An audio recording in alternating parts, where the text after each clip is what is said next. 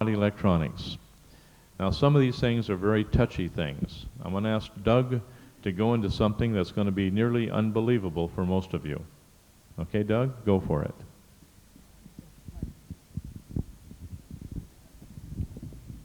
Well, back about 7 years ago, we came across a fairly interesting situation out in Maui, Hawaii.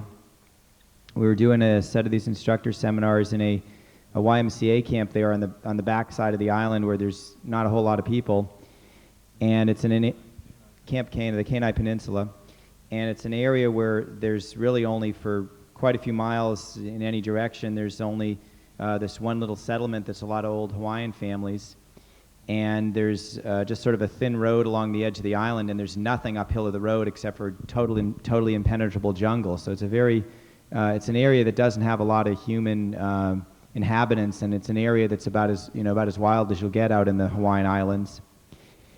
And there's in what most people nowadays just think of as myth or legend in Hawaii, there's talk of what they call the Menehune. Has anybody heard the term Menehune?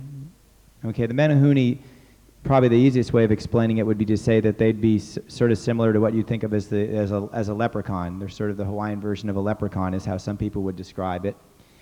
But if you talk to the old Hawaiians there, they'll tell you that these were the people that lived in the islands before the Polynesians came.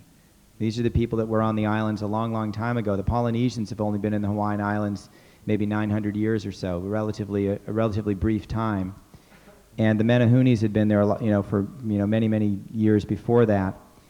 And most people in this day and age, even if they do believe that there used to be Menehunes, most people are not aware that the Menehunes are still there. There is one case in point in the early census records of Hawaii. They had Menehunes on the census records. And in one valley of the Napili coastline in Kauai, in one valley, there's the Valley of the Lost Tribes, and where overnight about 2,500 Polynesians were gone, man, woman, and child, with all of their belongings and all their tools and whatnot left sitting right where they left them. And 2,500 people gone. And on the old maps, this is called the Valley of the Lost Tribe. It's still there to this day on some of the maps. But this is where the Polynesians, who were descendants of the Menehune, disappeared because of their, as I was told by one of the kahunas that lived and was aware of all this. He told me point blank, he said, "John, these people were so pure by exercising certain principles and laws that were taught to them by the kahunas in a straight line back to Jesus Christ." And he said that a man by the name of Jesus Christ came to the kahunas, and they were all gathered together on the island of Kauai, and they were all taught the principles of love, the principles of forgiveness by the white bearded master who was named Jesus Christ. And this was the kahuna teachings. Now this is not a Christian, this is kahuna. And one of the stories was that when Lono, this was another name at that time, when Captain Cook went into the harbor there in, not Captain Cook? Yeah. Captain Cook it was. They expected him to be the white bearded one that was being expected for many years, who promised to return. And this is why he was brought in with such fanfare, was because they thought that he was the white bearded teacher of all the kahunas. And this, when it turned out to be not him, then this was spread chaos through that whole ruling hierarchy. Now this is important for you to know. These kahunas do exist. Doug knows a lady at the seminar who is Polynesian from Samoa. And on one of the islands of Samoa, there's a huge city that exists there underground that her grandfather knew about. And she was what they call royalty.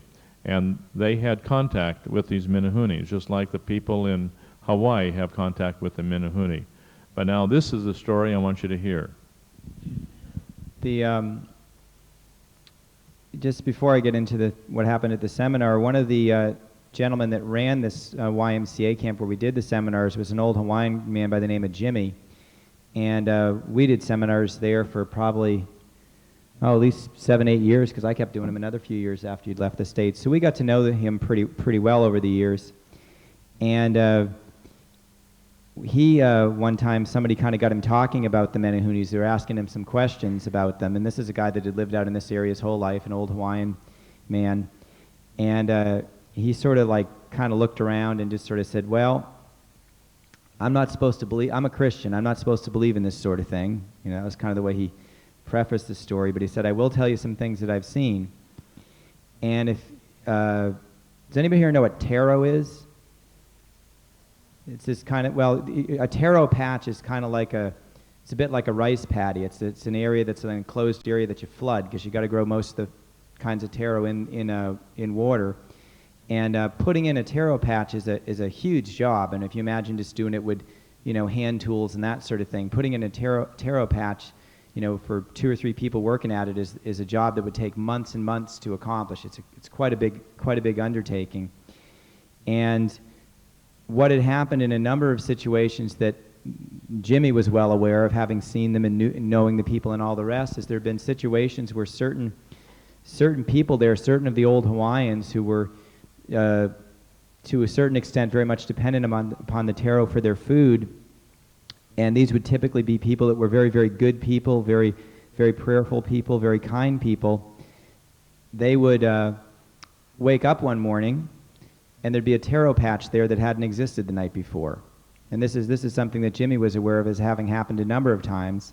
And what was always believed was that it was the Menehunis that had, actually come down there in large numbers and put these taro patches in overnight.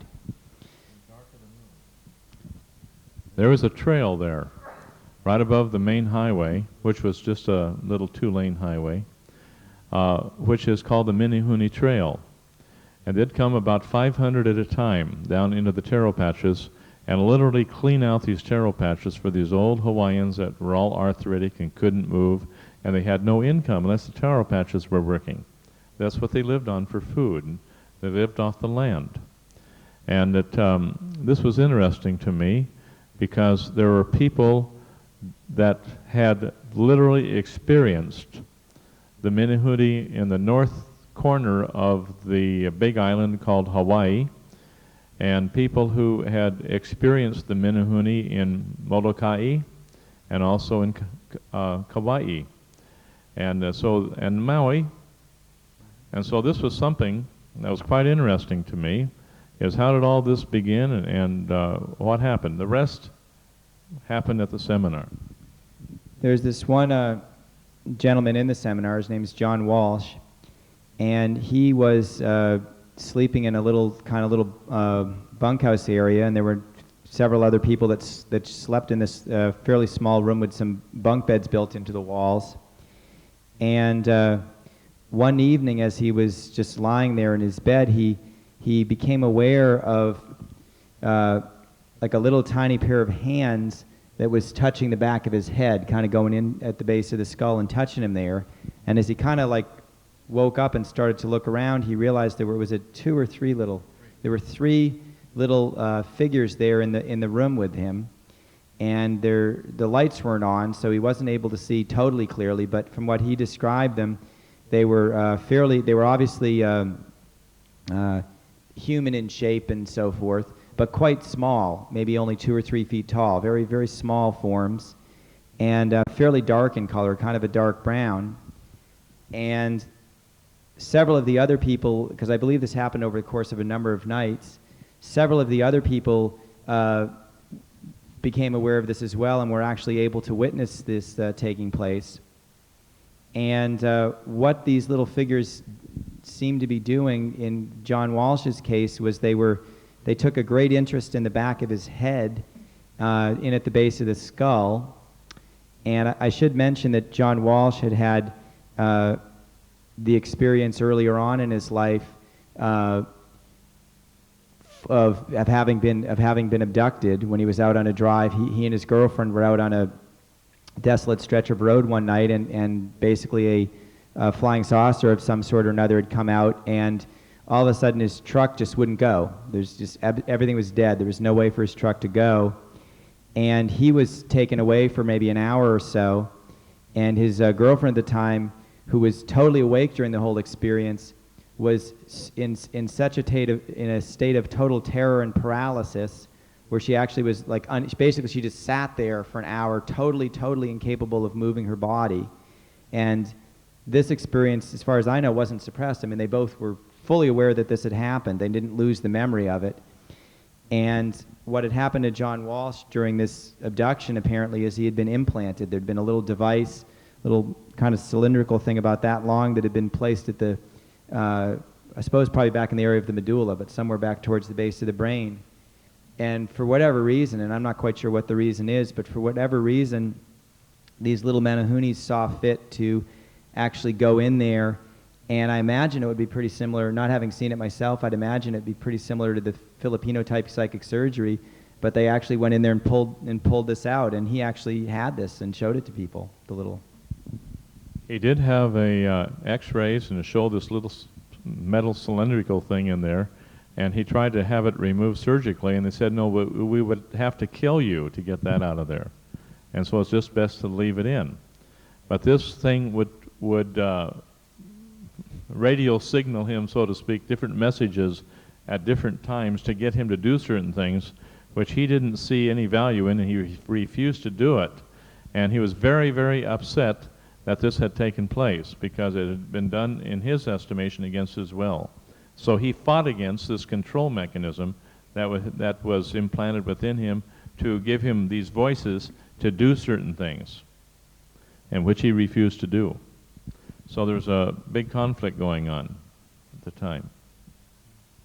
Well, so basically the Menahunis came to the rescue, and the Menahunis, for whatever reason, because I'm not sure if he really got the chance to talk to him a whole lot, but they did see fit to come in and remove the little implant there from the back of his head there.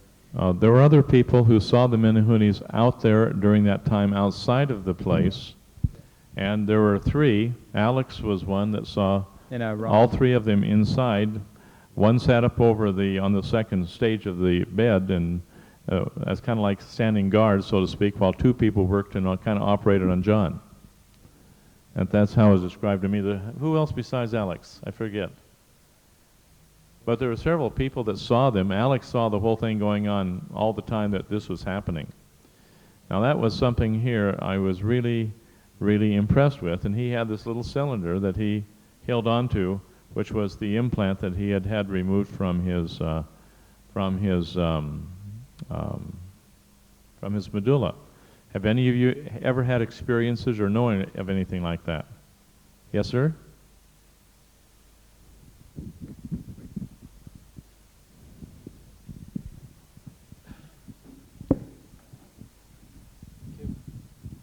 Sue and I are actually living with a guy, or rather he's living with us, who was abducted when he was 6 years old, taken away, and he's got absolute recall of everything that happened. He was taken to a spaceship, stood in a bright light, lifted up into the spaceship. He said once you're inside it, it just feels total peace and beautiful. He was then laid on a table, and they implanted just at the back of the ear a little tiny cylindrical thing. It actually feels like he's got the end of a drinking straw sticking out of his ear, behind his ear. And sometimes this sort of festers up and becomes like if any of you had a really bad spot or a boil when it's burst, you get all that messy stuff out of it. It looks like that and feels just the same. He will go to sleep, have that dream of being taken away again, and in the morning it's totally healed. There's nothing there at all. He has had x-rays on it, and it doesn't show up in an x-ray, but you can actually feel the end of it with your finger. He apparently asked why was he abducted, and what is the reason. And this guy now is I think he's a couple of years younger than I am. And the reason that he was told was back in the late 40s and 50s when we developed the knowledge of the A-bombs and the atomic bombs and we bombed Hiroshima and places like that. They thought that we would blow the globe apart. And so what they've done is they've come to try and find out how we are made and that sort of thing, because apparently there are other civilizations around the universes, but we are the only ones that have feelings and emotions. This is spot on. Now listen to what this man has to say. This is spot on. And so before we actually blew ourselves apart, they wanted to find out how we have developed these two things, feeling and emotions. And so this is why back in those days there were a lot of this going on, so they could actually find out. And also what they were going to do, if it did come to the stage of us blowing us apart, they would actually arrive here in some numbers and actually take us away so that some of us would have been saved. And if anybody want to meet this man, you're quite welcome to come down home, and there he is. His name's Richard Gill, and you can feel it for yourself. And he'd be quite pleased to talk to you about it. Thank you. Your phone number, sir? It's 295 204. Oh, that's down the coast, so you've got to put 55 in front of it now. Okay. What's the code? It's 55 295 204. That's 07. Yes, sorry. Okay. Thank you so much, sir. Is there anything else you want to say? Peter? Peter? Is there anything else you want to share?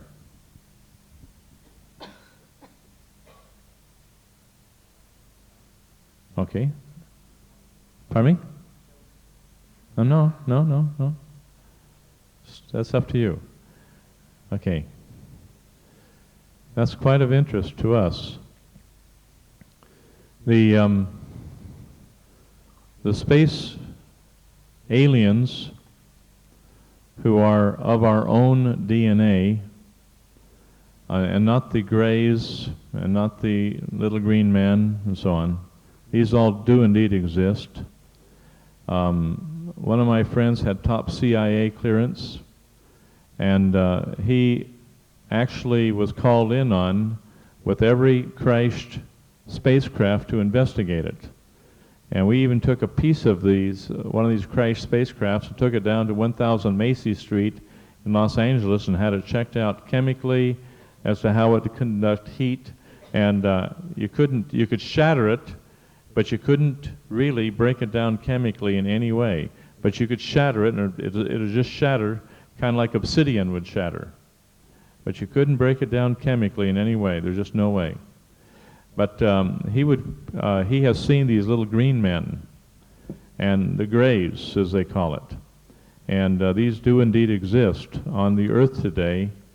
But the only people who are aliens that I'm aware of are the ones that are in the center of the earth, and at the present time are living there and are protecting everything on the earth to repopulate it and to bring everything back again after we survive the coming nuclear events, if it does indeed happen, which at the present time the people in the center of the earth feel that it's inevitable that as long as we continue on with any form of nuclear energy, which in turn destroys the oxygen in the Earth's atmosphere, that they claim, along with Walter Russell, that within a very short time will destroy, by destroying the ozone and destroying the oxygen in the Earth's atmosphere, it'll make the surface of the Earth as we know it uninhabitable for human life.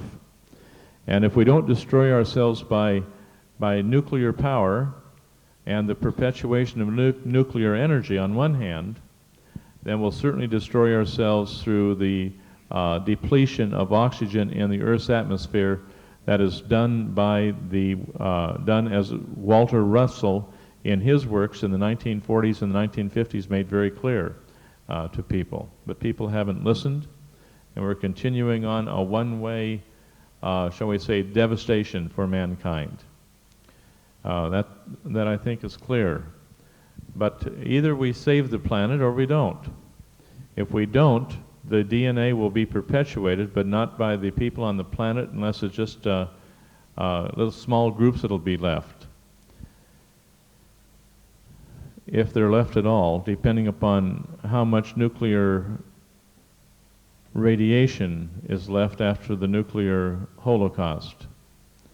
If we can turn the Earth around fast enough by change of consciousness, morphogenetic field change, then maybe we won't have as devastating a time as we think we will. In Nexus magazine, it tells a little story about a man who was illiterate, who had certain prophetic warnings, and one of which was the nuclear war, what appeared to be a nuclear war to his understanding at that time. And the only place he said that would remain free from direct nuclear holocaust would be a continent-like country that was completely surrounded by water, where the only greenery would be around the periphery of the island, or this huge island. Now there's only one place, my friends, that matches. That's Australia. And between Australia and New Zealand, I think these are the only two places where there'll be peace when all hell breaks loose, because the people here are not focusing on war. They're focusing on self-improvement. They're focusing on survival. They're focusing on living, but not killing people. So please consider that. But get the latest issue of Nexus. Trudy, come up here, please.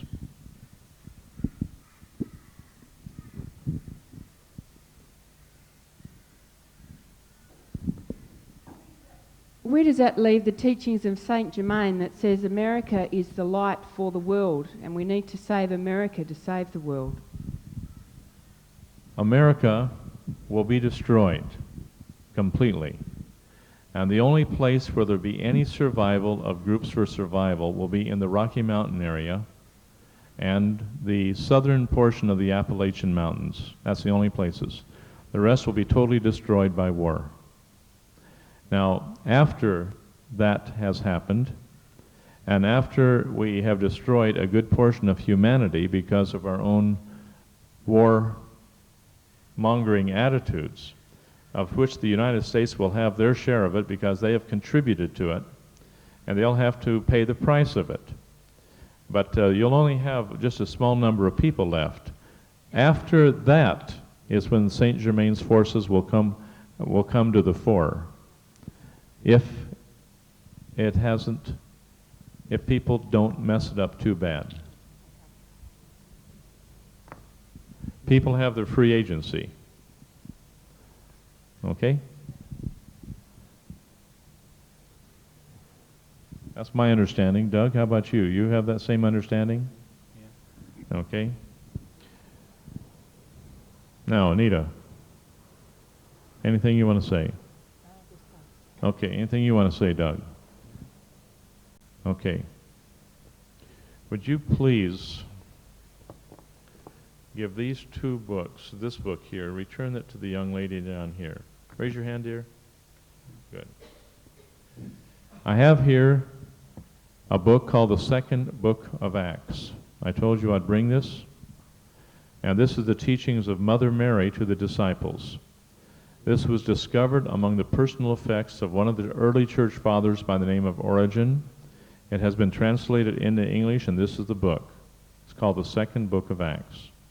Now, if you want to look at it, it's here. I bought out the final amount that this lady had on the bottom of the cover, and she's not going to reprint it, but I would honor her that if she's going to reprint it, to purchase books from her rather than slide by the patent, because this lady is a very, very wonderful lady. This is from the New Light Center in Santa Rosa, California. But she said that she was not going to reprint this, and we have the last bunch of these available that we give to our people who are interested in body electronics and want to get the scoop directly from a lady that has made her ascension. This is Mother Mary. So that's here. If you want to look at it, it'll be here during break time for tea, for lunch. Okay, now. Okay, it's getting time. I think we'll take a break here for, are we ready back there for lunch? Is Carolyn ready? About 5 minutes. We'll entertain one question at this time.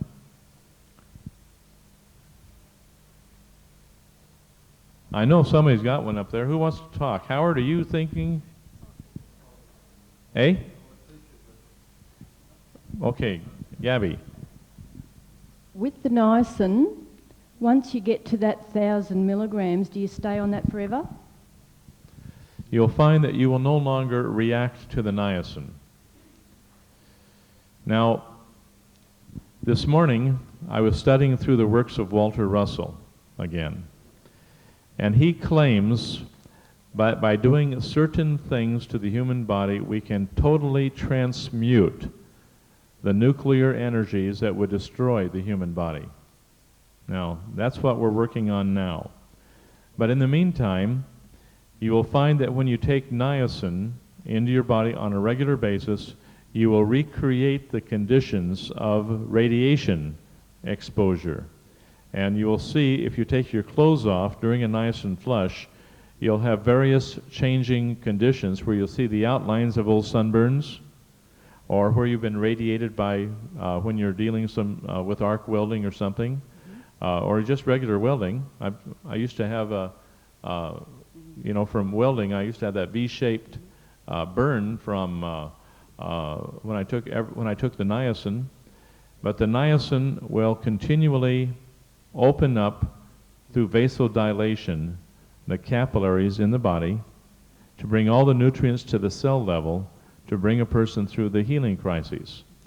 And you'll find people who have been irradiated, for example, in the jaw. And then you'll have that area be cleansed of all of the contamination from the radiation from the x-rays. Okay?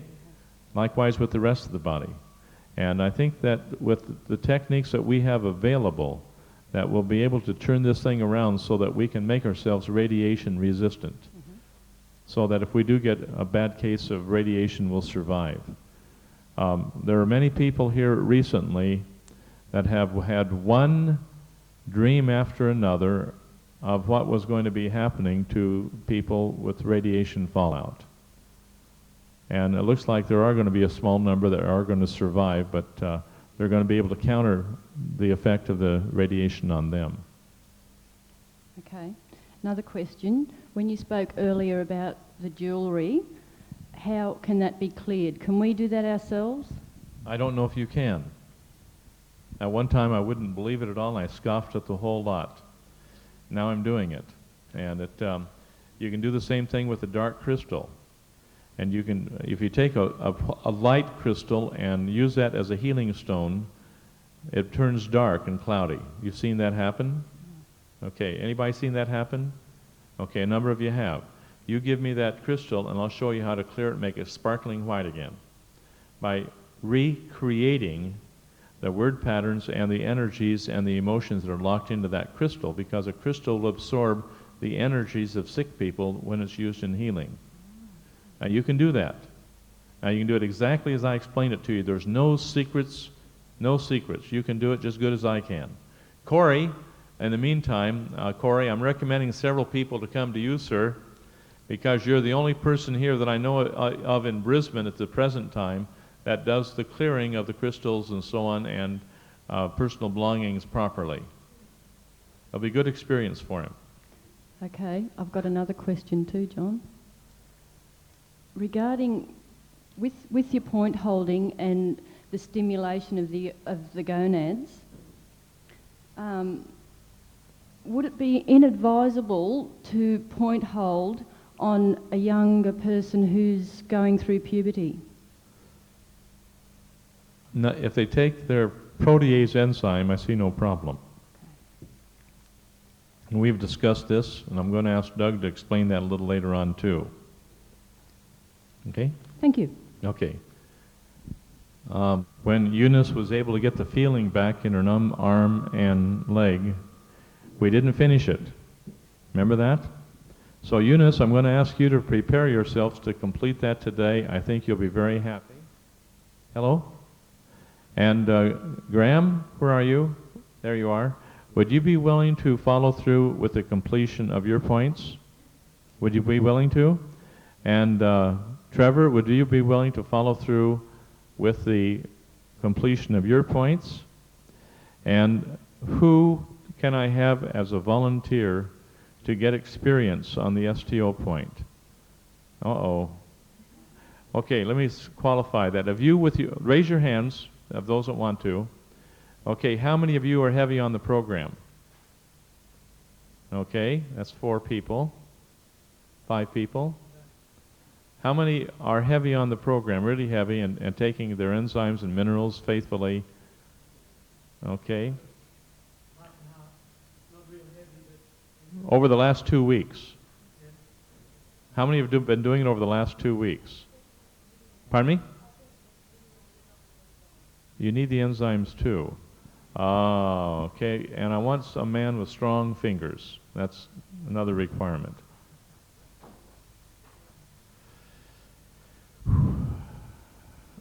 Who has never held an STO point? I'll put it that way, of those people raising their hands.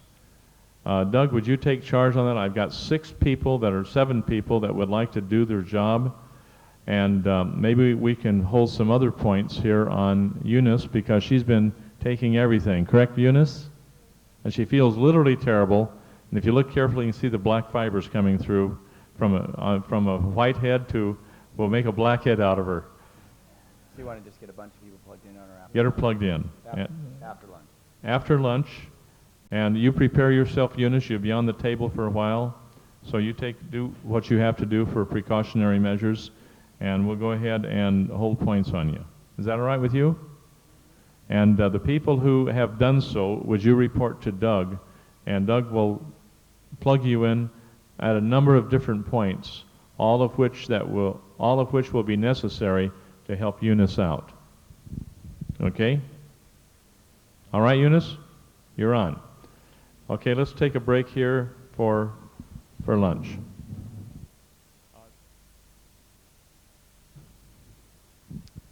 Has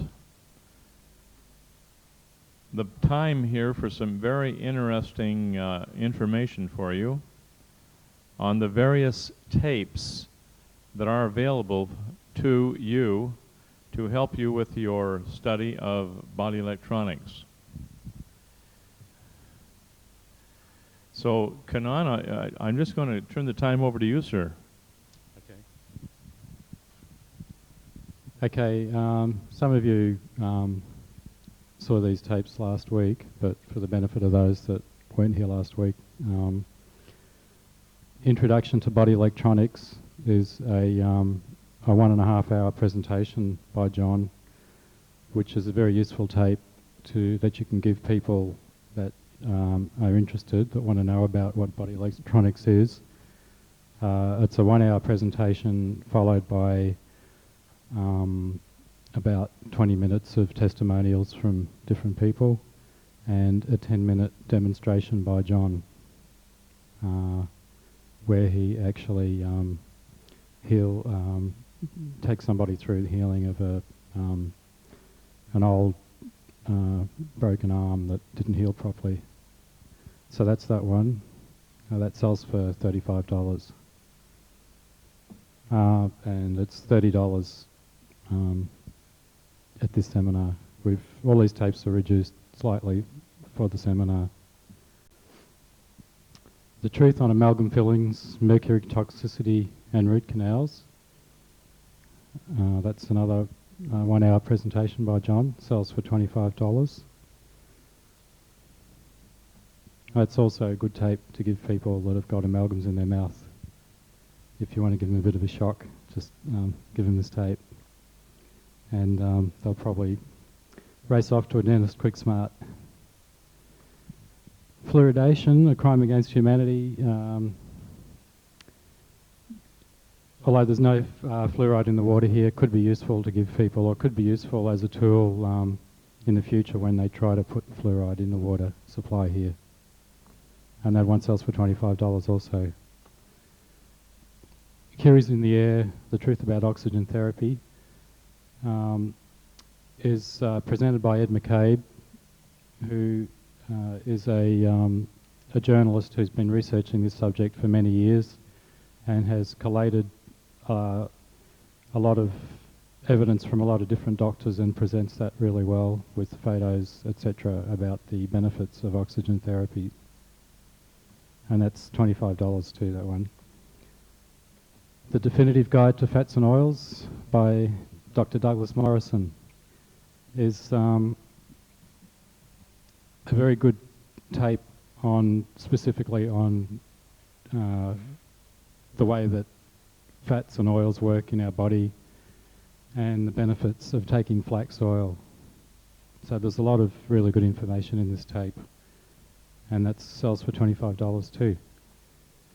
The Mandala Garden is a demonstration of how to build a little mandala edible garden in your backyard in about 4 hours,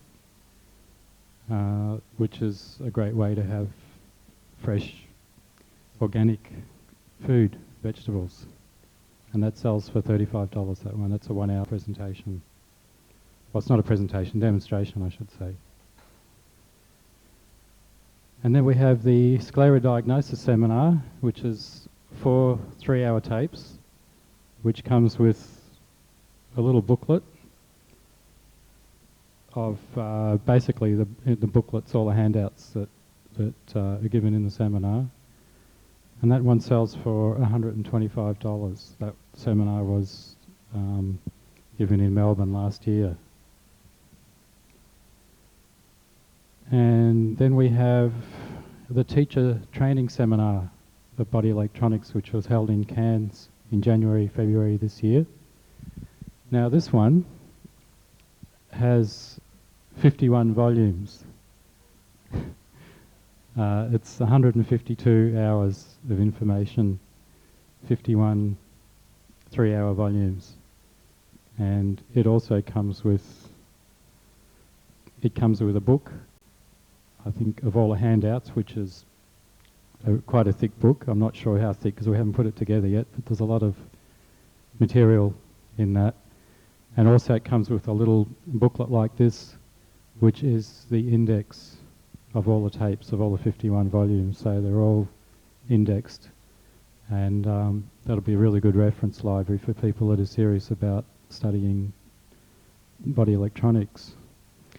And at the moment we're just running these off, and they were offered to people at the seminar for $950, and we're offering them to the people at the seminar for $975, which includes all the handouts in a binder like this, while we're running them off.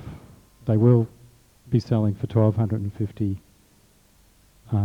after this month, because they'll have to be run off individually, and it's a lot of work to run off one copy of 51 volumes. So if anyone wants to take advantage of that offer, it's available till the end of this seminar. And last but not least, we have the video of this seminar, which will be 15 3-hour volumes. And those tapes will be available for $35 each, or if you wish to purchase the video of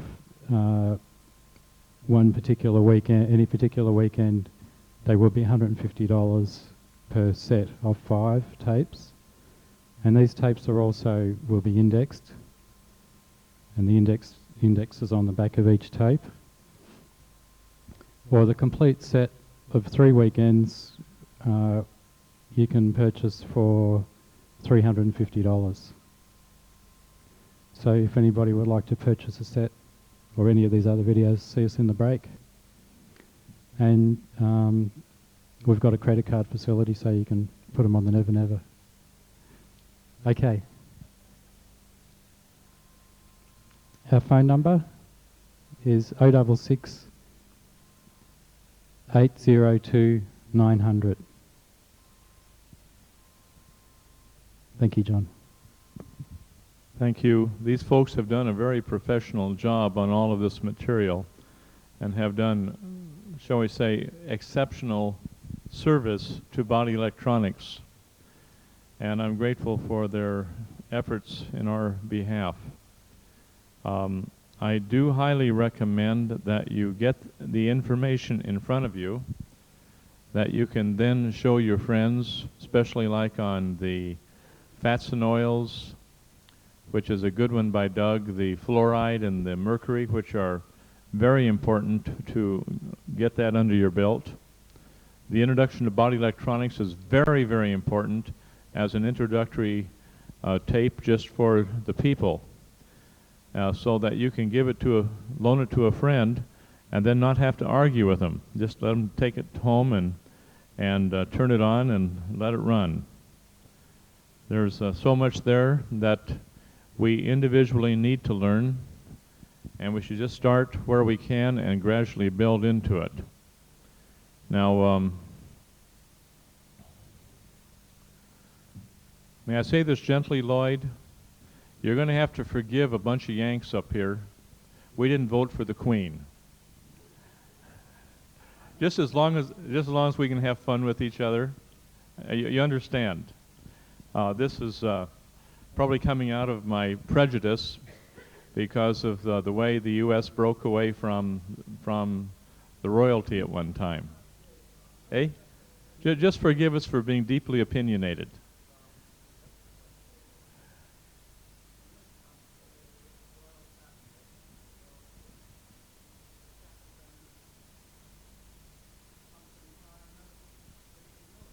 We understand that. We can remain friends and disagree, but it's very unthoughtful for me for having said to such a thing, and especially when you give your life to those things that you hold near and dear to your heart. And I think that what I said was very much out of place, and I publicly apologize. Okay, thank you, sir. That doesn't mean my opinion hasn't changed. You can't kind of change the spots on a leopard, you know. It takes a while. So we understand. Okay. Okay. It's all right to disagree as long as we can remain friends. Okay. Doug. Eunice, are you here? All right. Would love to have you work your way up here. And Doug, make somebody who has strong fingers on the STO point. Trevor and Graham back where they were, and the rest of the people, plug them in on the appropriate spots like pineal, pituitary, etc., and we'll go for that. And I'd like to have you take a mic with you down there and go through the explanation one step at a time carefully. Now, we've got a Graham and a Trevor, but I don't think we have any mics. You got a mic right there. Okay, you work that out, how it's comfortable for filming. And Doug, I'm going to just share some of these things with you, just right off the cuff. We're all a family here in body electronics. But I can recall one time how quickly all of us can shift in our thinking where we think we know and we don't know, okay? But I didn't see Doug for a number of years because I left the States so I could get my writing done. And I was in New Zealand and the Cook Islands for how many years? 6, 7 years?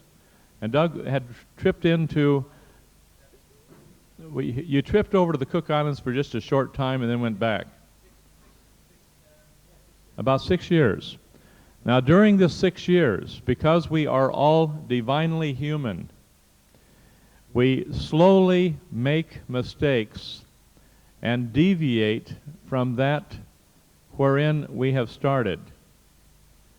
And I want you all to realize to work collectively together, and if there is a discrepancy over a period of time on point holding, don't be so headstrong that you can't find out if there is a discrepancy where the discrepancy lies. So check yourself against a norm. Now, what got me was a definite misunderstanding between what I had taught and what Doug understood. And so on the STO point, Doug was about this far off the point on the one on the STO. This is why I'm having him teach the STO and make sure that that is going to be correct so he never forgets it. If you think I'm a harsh teacher, believe it. Okay? So can I. Just if there's a harsh teacher, believe it, because this is such an important thing to me. I want these points right spot on. Now tomorrow, how many have a massage table they can bring? Okay, in the afternoon we're going to go over this STO point till you have it down. If you can bring, put your hands up if you've got a massage table you can bring tomorrow. Okay, that's 1, 2, 3, 4, 5, 6, 7, 8, 9, 10, 11, 12, 13, perfect. If you can bring those massage tables, we'll set this thing up here, which is ideally suited for it, and we'll take and feel the differences in the structures of each neck. And you realize that the STO point is not a standard position. It varies somewhat from neck to neck, depending upon the musculature and the structural build of that neck. And it's not something that you can plug into a formula and say, here the STO point is, because of the anatomical differences between people. Now this is what we're going to have to learn tomorrow. We're not going to go over it today, but we're going to go over it today with Eunice. And Doug, if in the meantime, if you can be kind enough to do a clear pinch test on Eunice and see before, if you remember 2 weeks ago, her body on the right-hand side where the stroke was almost numb. Well, actually numb. Right, Eunice? And she had no feeling when we did a pinch test on her. And when we're done with the first point holding, which was not complete, at that time we had feeling down. She could lift her leg up. We still have muscular structures that haven't regenerated yet because of 6 years of the atrophying of the muscles because of lack of nerve supply and circulation. So Doug is now doing what we call a pinch test. And if we could get that mic over here, Doug, for you, and go over in detail your questions to Eunice. I want the questions. And then what I want is Eunice's response. Okay, I'm gonna check the left side first, which was the not the side that's affected. So I see where she's at there. Then I'll see what she's got over on the right, which is the side that was more. I've had a thing cut off my leg, and it's made my leg very numb. Can't hear. They cut all the muscles and On the left leg. Yeah, just there. Please repeat, Doug. Right where you've got Just this right there. here. No, just Yeah, there. just there. Are you numb over here from that? Oh, just a little bit. A little bit. Okay, well I'll check on your arm then on this side. Okay. You usually start pretty high up, like towards the armpit, because that's the last place where it's going to go. Okay. Now, how's that right up there? Good and sharp, or how's that? Oh, yes, that's Quite sharp? yeah. Okay. Just pinched her up in the armpit. I'm just above the elbow now. How's that? That, Still quite sharp? Okay, just this is all on the left side. How about below the elbow here? yes. It's Good and sharp? Okay, halfway down the forearm. Yeah, Good and sharp. Down at the wrist? yeah, Good and sharp still? yes. Okay. Feeling all the way down, Doug? So far, so good. Okay, how about tip of the? Well, yes. Okay, so we got her on the left side, clear to the tip of the finger. Now, you say You you're... felt that, Eunice? Yeah. Oh, yeah, she jumped. Now, I'm just going to check this side. You say you've got some numbness here in the left leg because of this operation that you've had here, but let's just check you anyways and see where you're at there. Sharp on the left toe? Yes. Good and sharp? Okay. Got you there? Feeling? Yes. All the way down to the toes. How's that right here? Just a little bit. Oh, that's good. Yeah. Okay. Oh, Yeah. If I keep this up, I'm not going to get a Christmas card. Okay, we're going to check your other side here and see how you're doing. Okay, this is the side. So she's got good nerve supply all the way on the left side, all the way out to the tips of the fingers and tips of the toes, which I don't think she actually had till we did the STO last week. Even on your good side, you were a bit numb, as I recall. oh, Yeah. I've never been numb on this Yeah, side. yeah. Never. I just ran into the one. I fell over, sort of thing, and hit my hip just down there on a cupboard, and just on the corner of it, and caught it. And it's got a great big bruise there now. Just this week. Yes, at the weekend. Okay. Oh, What Yeah, I'm the- going to do now is check the right side, which is the one that had the stroke. was affected by the stroke. And was that last weekend or this? which 2 week? weekends Two ago. weekends. 2 weekends Yeah. ago. For those of you that weren't here, we did some point holding on her for a bit, maybe, was it 45 minutes or so, an hour? About an hour. And she had a pretty dramatic increase in the nerve supply, particularly on the right side. And one of the things that she had that was quite obvious was she had a tremendous improvement in her how much she could move her leg. For those of you who will recall, when we first checked her out before she'd gotten on the table, how high could she lift your foot off the ground? It was just a couple when she was standing up. It was just a couple of inches. And how high was it by the end? Does anybody remember? It was about a foot or so, wasn't it, at least, or a foot and a half. And how about in this position? How high could she lift her leg off the table before the point holding? Barely. Was it as much as 6 or 8 initially? No, about 2 inches. It's barely at all. And how high could you do it? How high can you get it there now? So it had quite a good improvement. She could barely get the leg up off the table, and now she's able to get it up there quite well. So I'm going to just recheck her on the pinch test here and see how she's held up over the last couple of weeks here. On the right side now, how's that? It's a little bit. I can feel it. But it's not as sharp as on the left? No. Okay. That was about 2/3 of the way down the upper arm. How about right here? That's a little bit better. A little sore down there. Okay, I probably didn't get a good grip up top there. Let's check you down at the wrist. Yes, that's better. Okay, good and sharp? Yes. As good as the other side? No, Not as quite, good, but no. but a good sharp sensation. Okay, how about right out here on the tip of the finger on the right Yeah, side? that's. Okay, so she's got pretty good nerve supply here on the that's stayed with just from the one STO. That's stayed with pretty good. That was a good sharp jump there. You guys see that? We'll try that one again.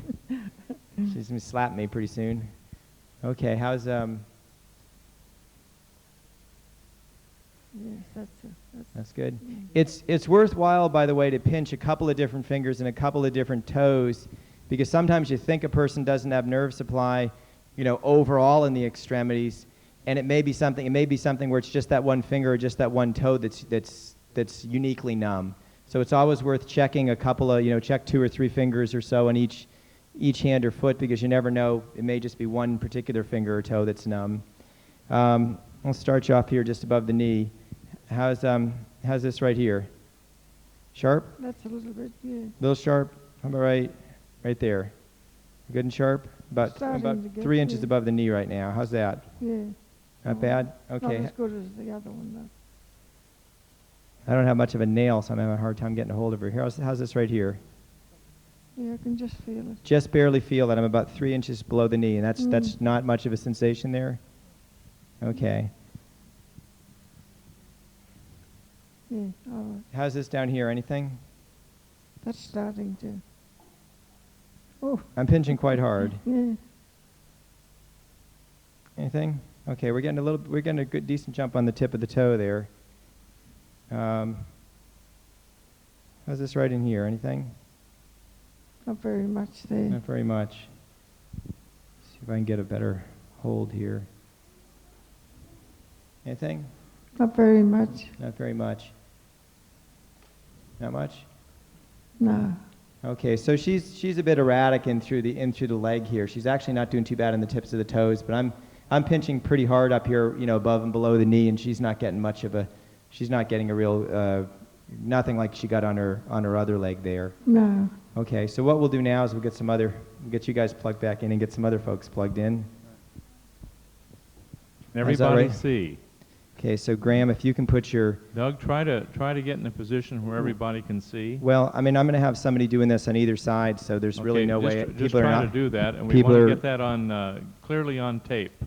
Well... Let's just take one point at a time. We got point holders that are going to be on either side of her body, so it's going to be pretty tough to get a camera angle, I think, no matter how you slice it. But you got a line going across the nipples, and you got a line coming out of the front of the armpit that would be called the anterior axillary line, like that. And right in the area where they intersect, where you'll be up on top of a rib, there's a very, very good heart point. Now, are you sore in that spot that he's on? Let me just give it a try here. Now, do you all understand Doug's explanation on that?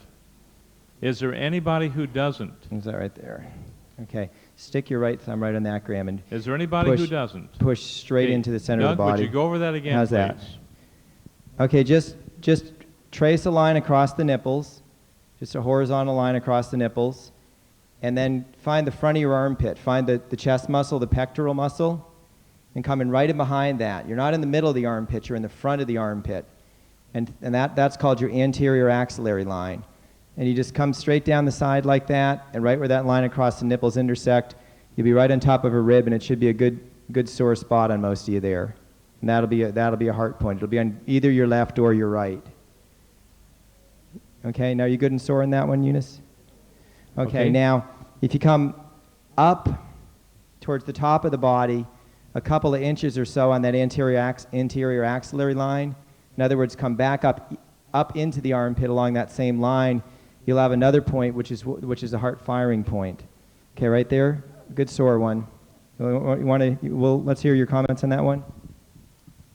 Oh, it's a real sore one, that one.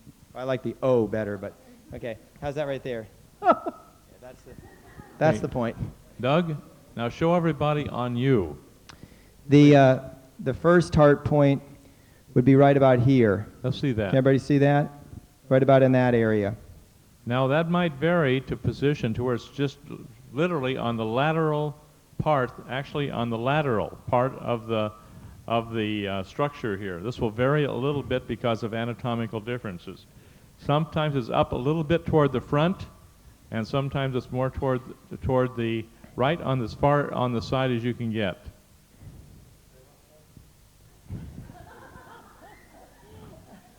I'll wait till I get out in the sun for that. Okay, so you have that one point there. Then come a couple of inches on that same line, come a couple of inches up into the armpit, about 2 inches or so, and you typically will again be on a rib. And as John says, it'll vary a bit from one person to the next, but that's where the point will be on me right there. Your finding here may be between the ribs too. It doesn't have to be on the rib. It might sometimes be between the ribs. So at any rate, that's where the point is on me, where I've got my right thumb right now, and that's the point for the heart firing mechanism. Yes. The general rule in point holding is assuming that you're okay to plug in on the point, which there are some exceptions, but basically the rule is very, very simple. You never press harder than the person can lovingly and willingly. The question was how much pressure.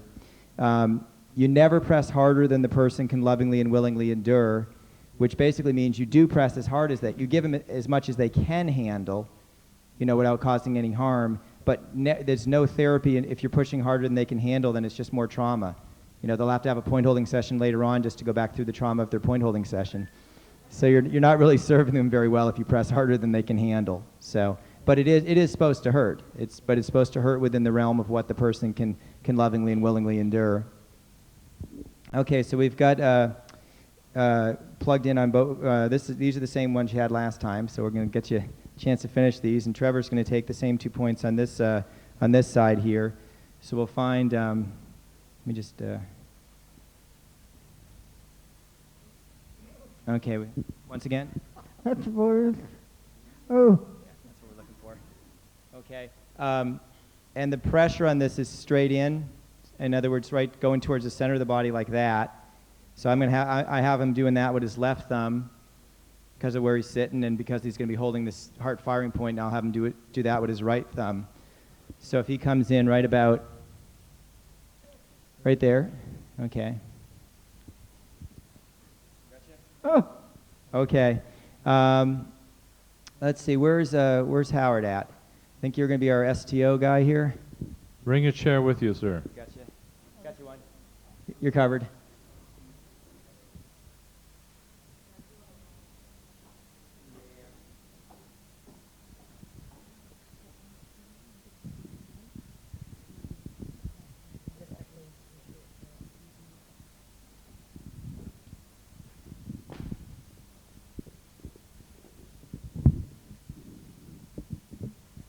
Okay. If you could actually, if you could just hold that for me for. Okay. What we're looking. Do we want to, John? We want to go over finding all these points now, or do you want me to just get people plugged in? Just get them plugged in for now. Okay.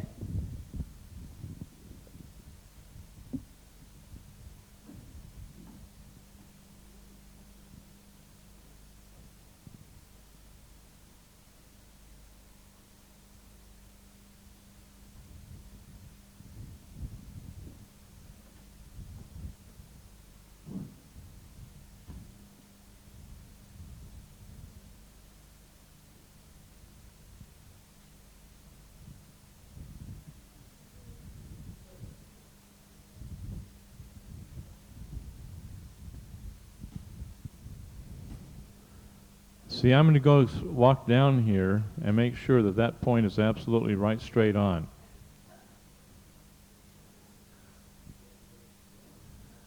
Puts them into a healing crisis every time.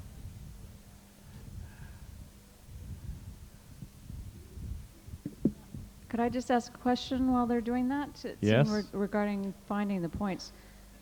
We recently purchased a little, I don't know what it's called. Yeah, we recently purchased this little sensor that you can run across the body and it will locate the points. Is that okay to use at the beginning while you're trying to become accustomed to anatomical differences and things? Do them both. Okay, yeah. Check it all out. Because people have is it just a little acupuncture It thing won't- where it's electrical stimulated No, and then it goes no. to... It won't give any electrical stimulation. This one is only for locating the points. So it does show on a meter Yeah. or a buzzer where the point is. Yes. No problem. Okay.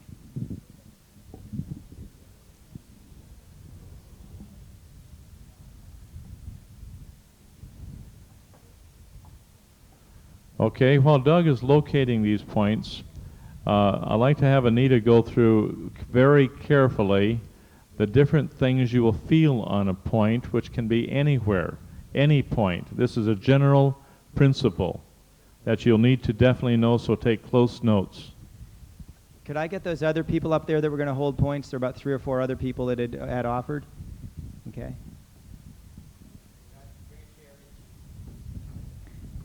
Each person bring a chair.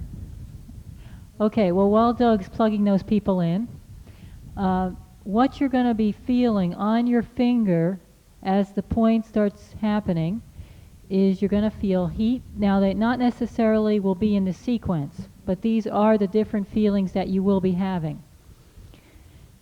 Heat, numbness, pain,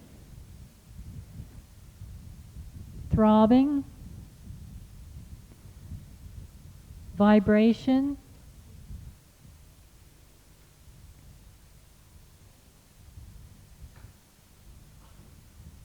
burning, a feeling like your finger is being sucked into the point, and also cold. You can feel the coldness on the point. Now, this is not necessarily the sequence of how it will happen, but one very important one that I forgot is electricity. which is like a zapping that goes right through your hand, right? It can go right up your arm, even all the way up to the shoulder, can go right through the whole body in some people who have been, had a lot of electrical activity in their lives. Like a live spark plug. So you will be feeling these things as the point starts going. Now, numbness is important. A lot of times people tell me they're not feeling anything, and the point is actually numb. This is one of the things that you will get. The first level of healing is unconsciousness, where the person's starting to come up scale. They may have a lot of unconsciousness within them, so they may exhibit that by falling asleep or having a lot of numbness in the body, and so you'll be feeling numbness on your finger. That's definitely it. You know, you're definitely getting something. Don't feel that your finger's numb. That's not it. Heat. It can go anywhere from a mild heat to a tremendous burn, where you think like you're touching the head of a match, or you have your finger on an electric stove. It can be that. It can be that intense. The burning can be just excruciating. Blistering. We have had people that they've taken their finger off the points and there's a blister right on the finger there. That's how intense the heat can get. We also have a vibration where the hand starts vibrating while you're holding the point. And we try to have the person maintain stillness during the session as much as they can, even though maybe the leg or the arm or whatever point it is moving all over the table. Try to stay on that point as best you can, and try to ask the person to stay still as best they can too, even though the vibration may be getting out of control.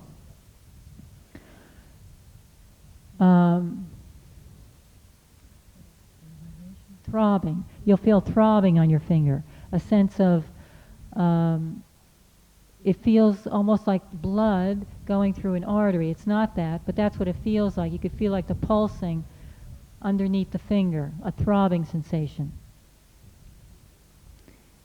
Other people, they feel that their finger is wanting to go right through the person's body, right into them, like as if their whole energy is being sucked into the point.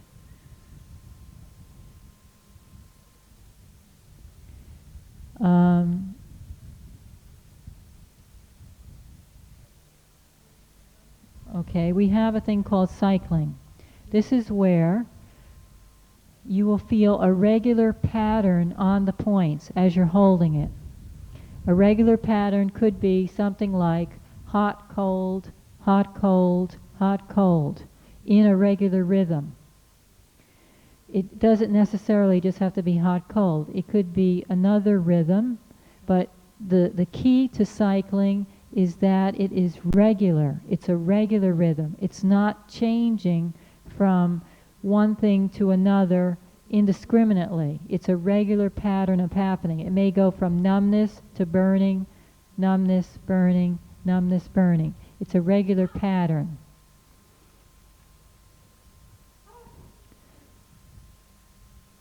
When we have cycling, this is an indication that the person is out of minerals.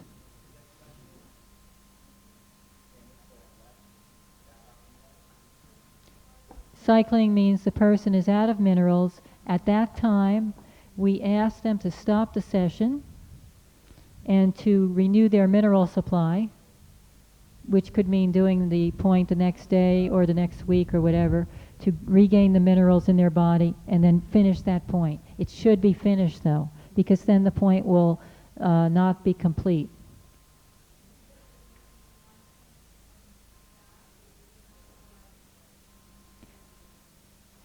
You could have cycling on one particular point. Stop holding the point when the cycling occurs so they can have a dose of minerals, or if you're going to have the breakaway. Is there some procedure to follow when you come off the point? John, you want to answer that? Or? Oh, okay. Is this on? Okay. can I just stop what's Yeah. talking about here? I want to get back to the point holding, Doug. Now, please listen to me very carefully. I'm very, very exacting on this, and it has to be done right. Now, on a man, you take the point across the nipple line around to the side of the chest. Now, the technical point was, as Doug described it, with words. But in reality, when I readjusted the point here, we're that far off. The heart point. You were, instead of being here on the side of the chest, you were around here. And that is a long, long ways off, because you have to find that heart point exactly. You have to have that heart point exactly, especially when you're working with people who have a really bad heart. Now, I've been working at this for about 45 years on these points, and doggone it, I know where they are because I made too many mistakes where I didn't get results. And if you're going to have results, you have to have that point right on. And if I appear a little critical, guess what? I am, because this has to be specific work. People's lives are sometimes at stake, and if you don't get the right points, you get no results whatsoever. And you've got to take time and get these points right straight on. You can't be off that far. Now, let me explain this. On Eunice, the point was up here, more kind of under the breast. It has to be as far on the side as you can get. Take the point across where the nipple line is and bring it right around exactly to the side. And you'll find the sore spot. Now I'm going to do this now with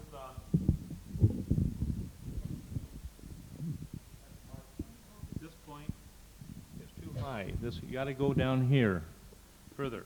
I'll find the point for you. Bring that right about.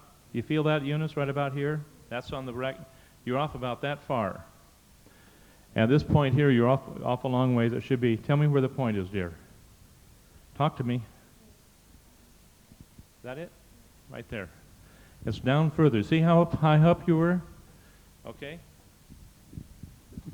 Now this is a common mistake.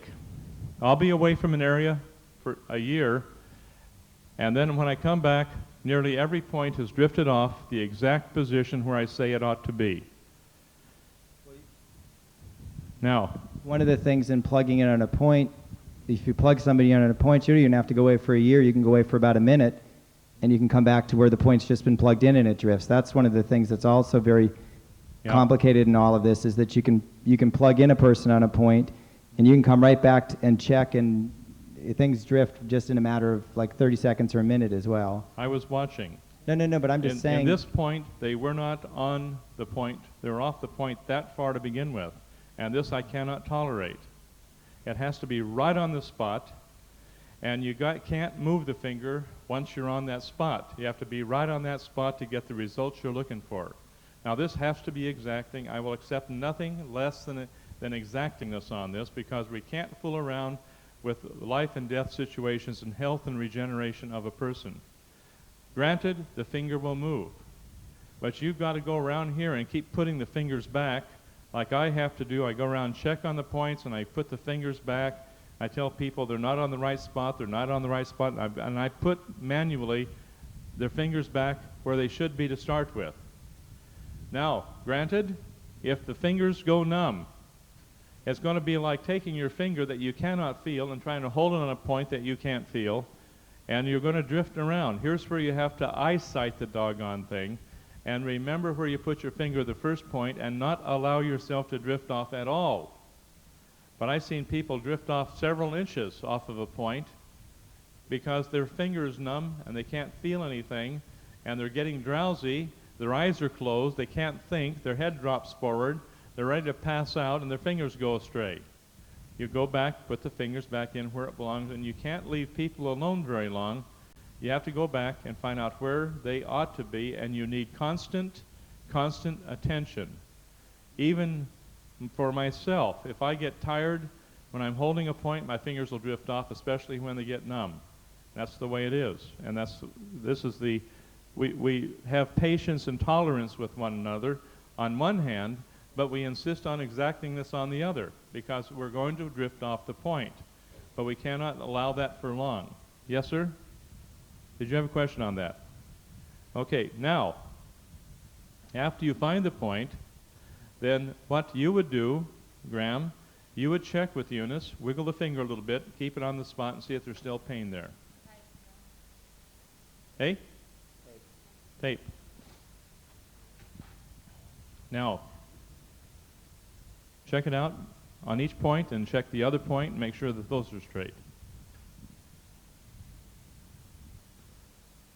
A little bit? Okay, now after a while her pain will go away and then his fingers will burn. Now, Trevor, how about you, sir? Burning in both fingers. Now check with her and see if she has pain when you put the pressure on. No pain. Now that's probably the correct point. Now another thing here that you have to understand is that when he gets pain, she will feel no pain. And even if you push harder now and see if there's any pain left in that area, there may be a little bit that'll go quickly. And then the rest of the time is Trevor will sit here and burn. And her, now remember we did this 2 weeks ago, so there shouldn't be much left on these points. But we have to be exacting on it. Now where are you, sir? On the where? Thymus. On the thymus point. Okay, let me check it.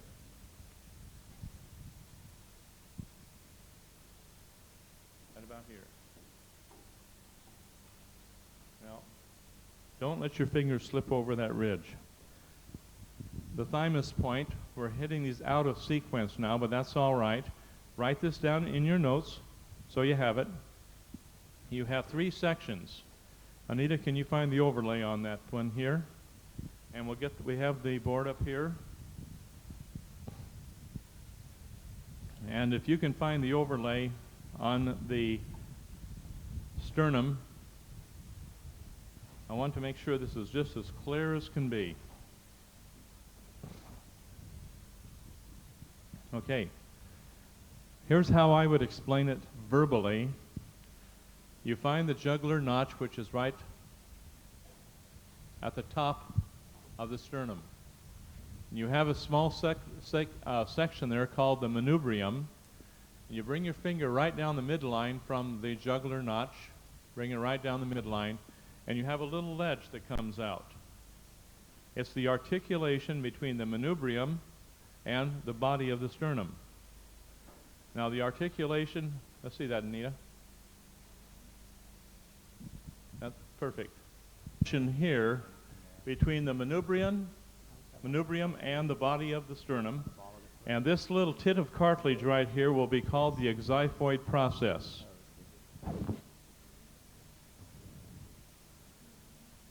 Everybody's full attention here, everybody. Now, there's a point right above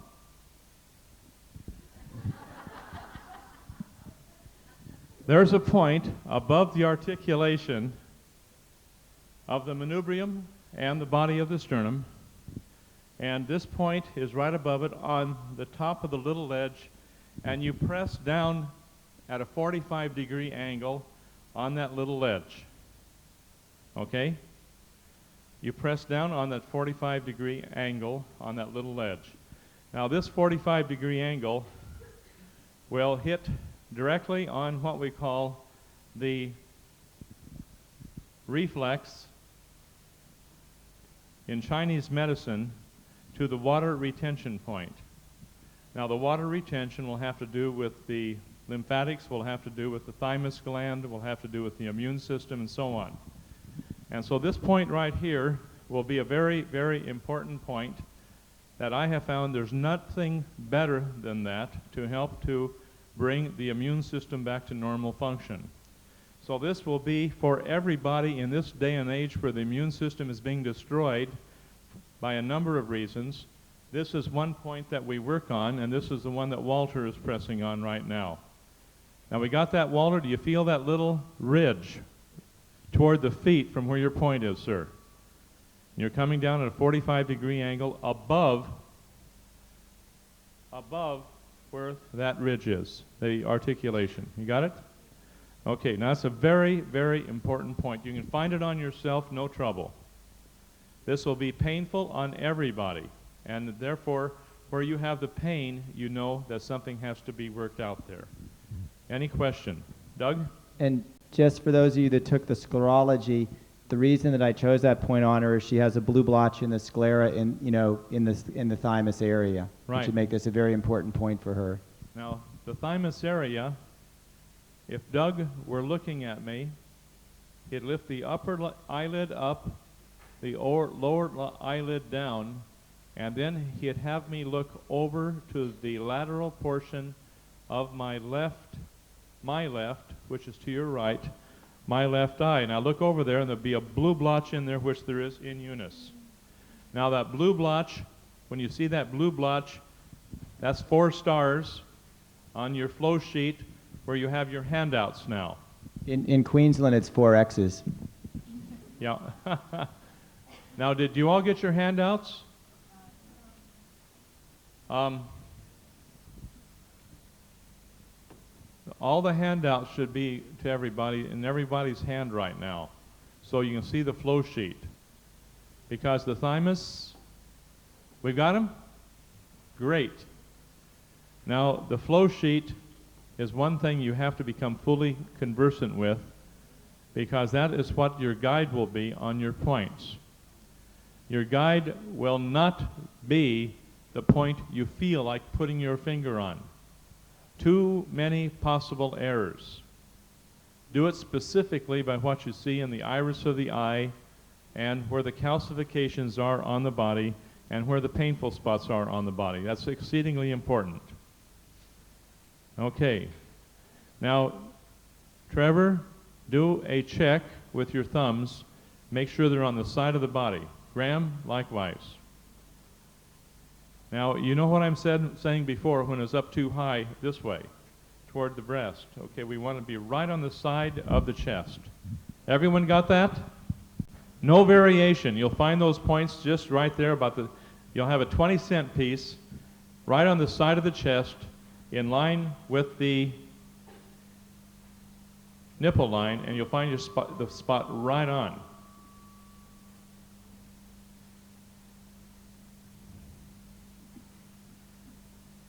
What's happening, Doug? Okay, he was right on there, but you got to keep your hand right there. Your hands may cramp up terribly by holding a point. That you have to just live with.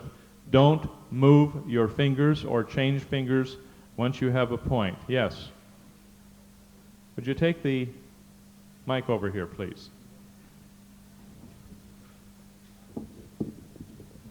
Whenever we want to locate a point and keep it in nursing and midwifery, we mark it once you find it, because you said it slips. Now I realise in clothing and things it would be difficult, but up here at the thymus one or in other ones you could mark it to keep it. I'd prefer not marking, because most of your markings are going to be like a poison to the skin. Well, I was going to say in some sort of vegetable dye or something like that would most be of safe. that will be poisonous, because you're not going to stick that in your mouth. If you can't stick it in your mouth, then don't put it on your skin. Okay, just kind of keep that in mind. Just learn where the point is and learn it so thoroughly that you won't have to have a crutch there, because oftentimes any of your different types of marking material will be toxic in nature. Don't put it on your skin if it's not going to be good for your eating. Please keep that in mind. Okay. Now, Doug, which points do we have, sir? We got the pituitary over here. The what? Pituitary. Pituitary. Anita, find that one form there, if you would, please, on the pituitary point. Which one's that? Okay, that's perfect. Now, on the pituitary point, on your handouts, everyone got the handouts now?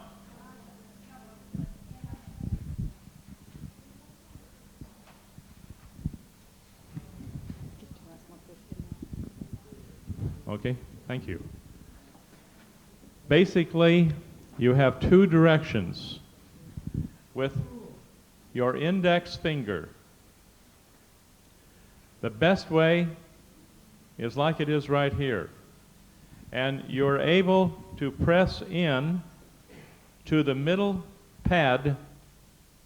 of the pad of the big toe, and then pull upward toward the end of the toe to catch that little crystal right there so you have it right on. Okay? Now, in the handout, you'll see where the pituitary is. It's right in the middle of the big toe.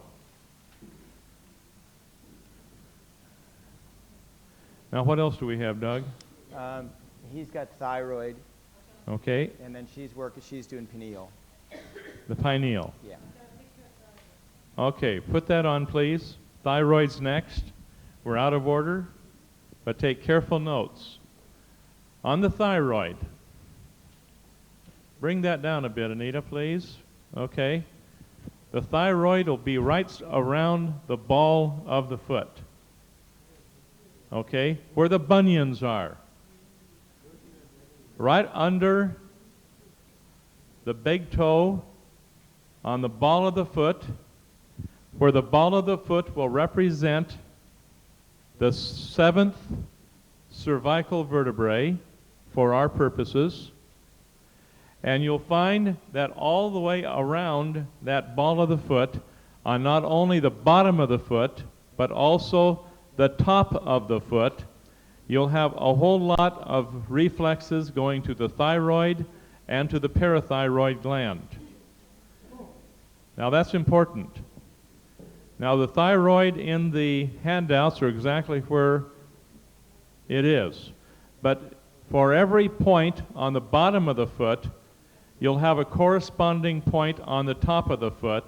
So the thyroid is not limited to the bottom of the foot. Do you follow me? The thyroid is limited to the top of the foot.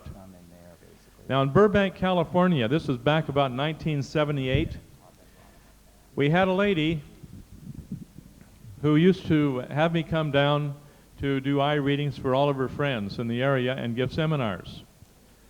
In 1978, this little gal had a huge, huge bunion on both feet, on both the ball of both feet.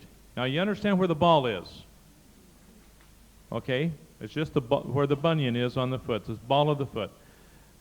She was so happy to hear about that because she had bunions, and I told her, you put pressure on the calcification around the ball of the foot. And it didn't matter where you put the pressure. You find the pain and push. You got that? You find the pain and push, but it can be anywhere around the ball of the foot. The best way, as is shown here, you take the whole hand and get all of your fingers together around the ball of the foot, so you're putting your pressure on 4 points at the same time on the bottom of the foot, and also putting pressure with your thumb on top of the foot. Now here's where you get a lot of pain, on that thyroid point. Okay, now on the pineal, you see on your chart on the handout, the pineal point, can I come back, Anita? Find that foot chart. Is the foot chart there? That's it. Won't that come out? No, no, no, no, no. I'm sorry. You got the foot chart yet on your points?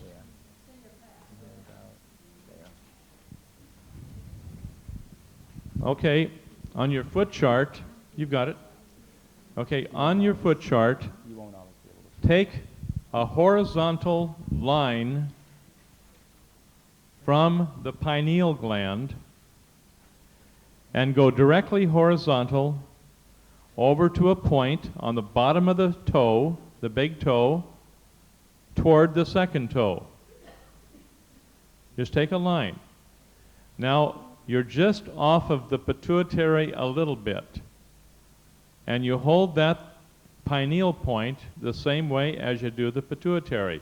You're still on the bottom of the big toe, but you have just moved horizontally over toward the second toe. You're not on the side of the big toe. You're on the bottom of the big toe, but you have moved toward the second toe on a horizontal line from the pituitary reflex point. Got it? Any questions? Okay, so you have your pineal, your pituitary, your thyroid. We should have the medulla in there. Any medulla points there, Doug? We can get somebody on there if you want. Okay, I think we're all right. We got 7 people. We got her kind of covered. Now, for whatever reason, which I do not fully understand yet, if you have 1 person, 2 people, 3 people, and then 5 people, and then 7 people, and then 12 people, you are going to get the best results with point holding. If you have 4, you'll get good results, but sometimes not as good as with 3 or with 5. Numbers seem to have a certain mystique about them, like what you'd call a quorum, like a 3, a 5, a 7, a 12. Now, so therefore, if you have 7 people, that'll be just perfect for point holding. For whatever reason, I do not have a full explanation of that at this time. Somebody should work that out and find out why. But sometimes you have just miracles with 12 people or 7 people. Now, Doug, if you'd be kind enough, take a few moments here and ask everybody what's going on with the points, and have them check the points and find out from Eunice what's happening to her body. Okay. What do you got there, Izzy, on that one? Well, it was burning a little bit before, but it's not very much now. I don't really know what I'm looking for, I don't think. Okay. Eunice, I'm going to have her wiggle the point a little bit. You tell me what you got on it. Is there a lot of pain in this point on your left big toe?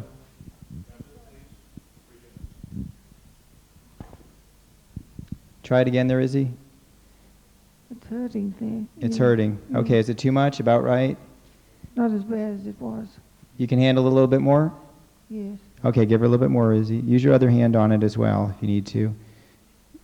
Okay, now the other point on your left foot, what are you feeling on that?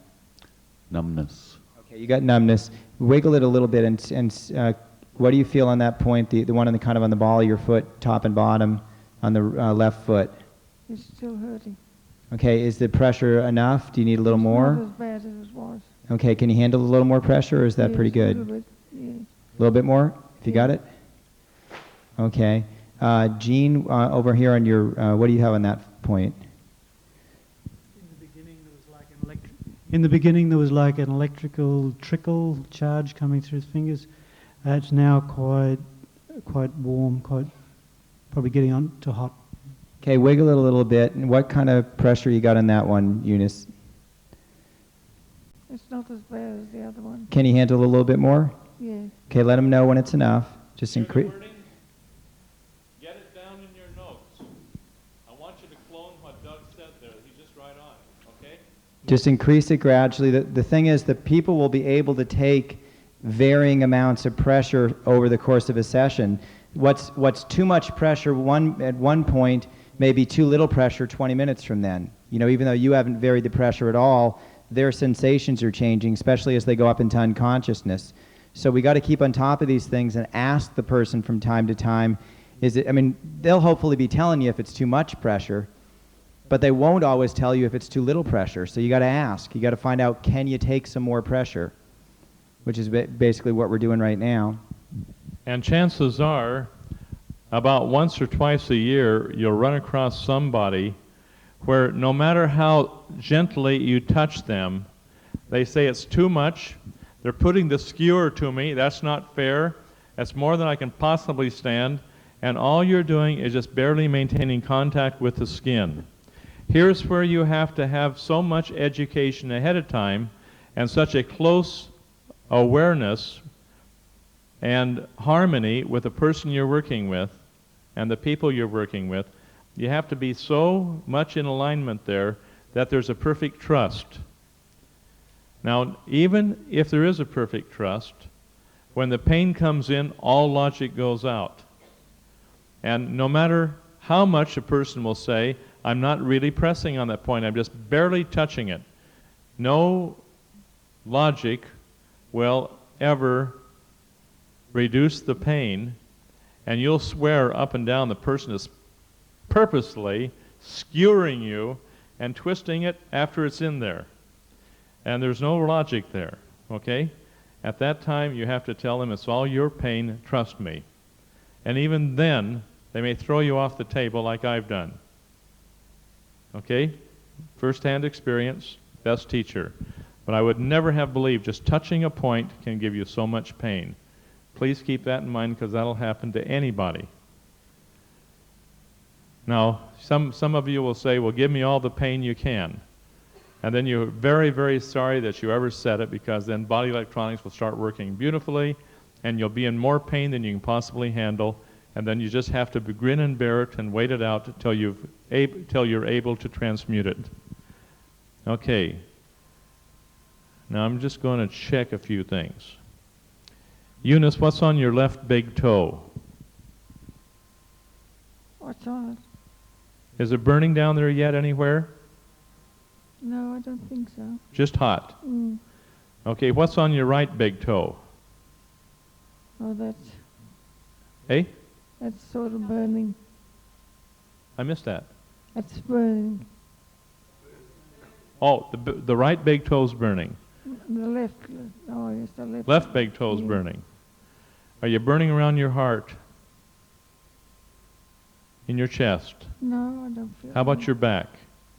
Oh, I've got terrible pains around my knee, around me. Okay, you got pain going where? Oh, it's going right up to my groin. Is it moving? No, it doesn't seem to be. It's just getting around my knee. It's not moving. Is it burning or just sore? Oh, it's just hurting. Just hurting. Okay, Howard, what's happening to you, sir? My right hand seems to be shaking. I don't know if it is or not, but it feels like it's shaking. That's part of it, the shaking or vibration? And the left finger feels like it's just going right into the head. Okay. Now, Jean, you have an extra finger there that's not being utilized. I'd like to have Doug now guide you into the medulla point. This toe, it's on the big toe. Way down in the webbing of the toe, and you're pushing directly into the side of the bottom of the big toe where it's down in the webbing. Pressure that way. Eunice, do you feel that down there? Try like this. Eunice? Yes, okay. We're in. Yeah, try the thumb just That's it? Just like that. Hear that quality of voice? That vibration of, you have to get a certain tone. See, hear that tone? Right there. That's the one you want. That's what we want. There we go. Feel that, Eunice? Need I ask? Okay. Yeah. Now, Ruth. Pardon me?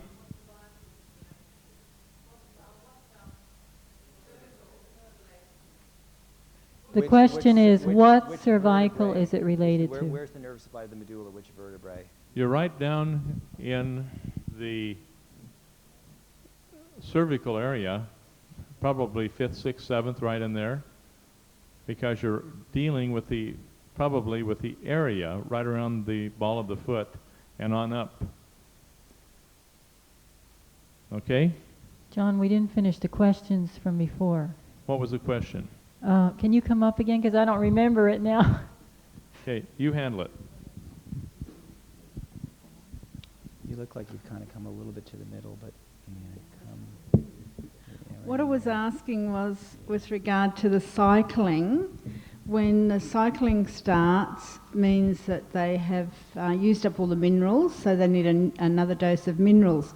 So is there any procedure to follow when you come off the points while they have the dose of minerals? Or if you're going to leave that session for that time, is there a procedure? No, we just ask the people to come, all the point holders to come off the points. And unless it's an emergency situation, if it's an emergency, we would give the person a dose of minerals right there and continue. But normally what we do is we just tell them to stop And then when they have their next point holding session, for everyone to go back on those exact same points after they've been remineralized, say for 3 days or 4 days or whatever. Then they go back on those exact same points, and they should finish those points off. And it shouldn't cycle then. So the same people then need to be committed to come back to hold those same points again, or can other people hold those points? Ultimately, it's better if the same people can come back. But if you can't get that, you can have other people come and finish it. Because a person may feel a numbness or whatever in their finger if the point is not complete. And we've had that a lot of times where the person is still hung up with a sensation in their hand because the point is not complete yet, so they want to come back and finish it anyway. The holder wants to come back. Yeah, the holder wants to come back, yes, because they're stuck with that feeling within them. And does it matter on points whether you use the left or a right hand? Like some people say there's a positive and negative side with the hands. That doesn't make any difference? That's polarity consciousness.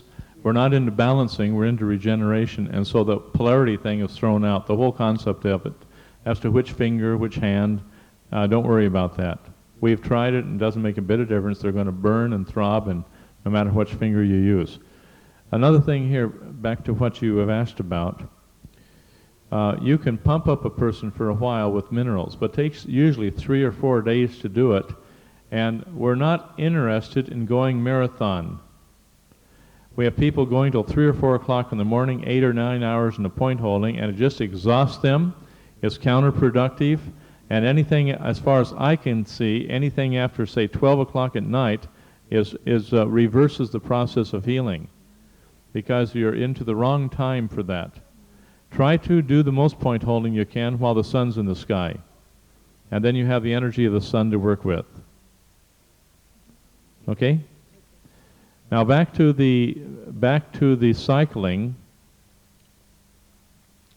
The cycling can be heating up and cooling down, and then heating up and cooling down with a couple of minutes apart, or it can be heating and then throbbing, and then heating and then throbbing, or it can be heating, throbbing, cooling down, heating, throbbing, cooling down, where you have the same degree of timing between each cycle.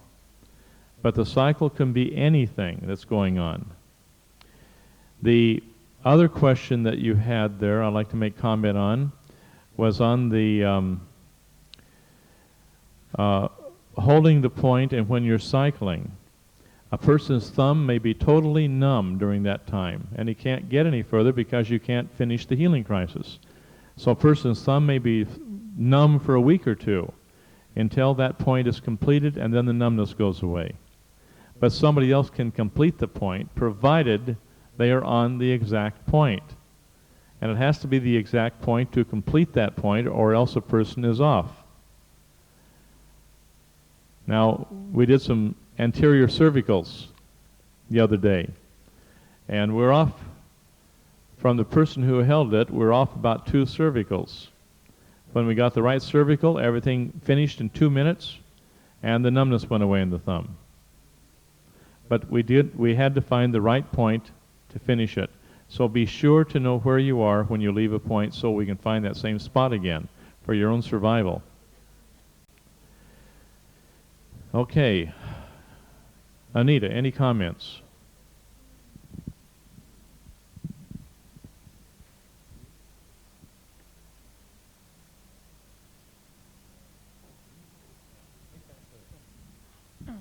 I just want to clarify, I think she asked before about if you're cycling on one point, and I don't think I answered it clearly.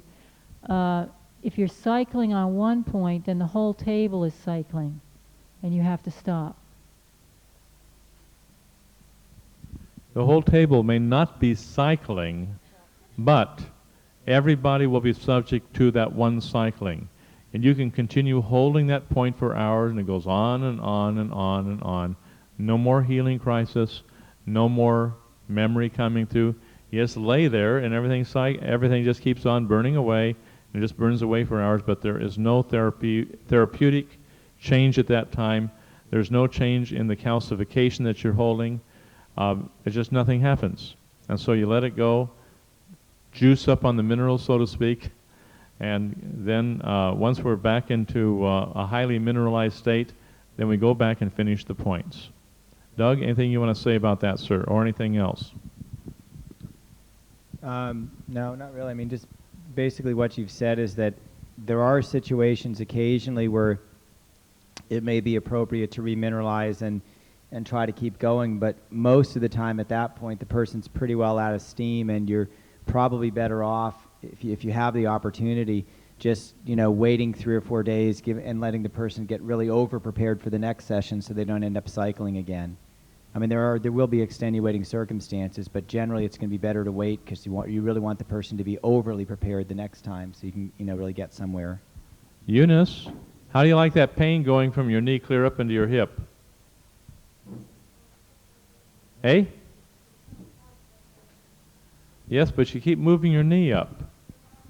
You hold that body perfectly still. Okay.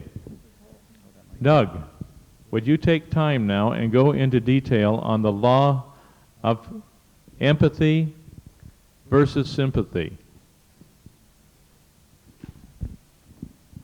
Okay. You have... This is exceedingly important, folks. So listen very carefully to every word that's said, and I see some of you still not taking notes. I'm very disappointed, frankly.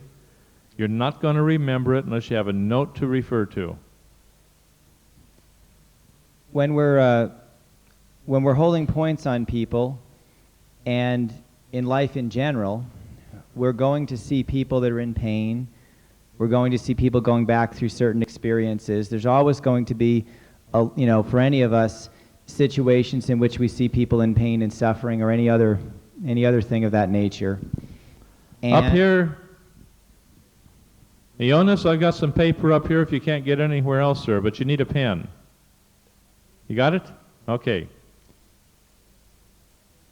We have 2 different ways of considering this, I suppose, but we have what we would refer to as a state of empathy as opposed to a state of sympathy. And the simplest way to define these is as follows.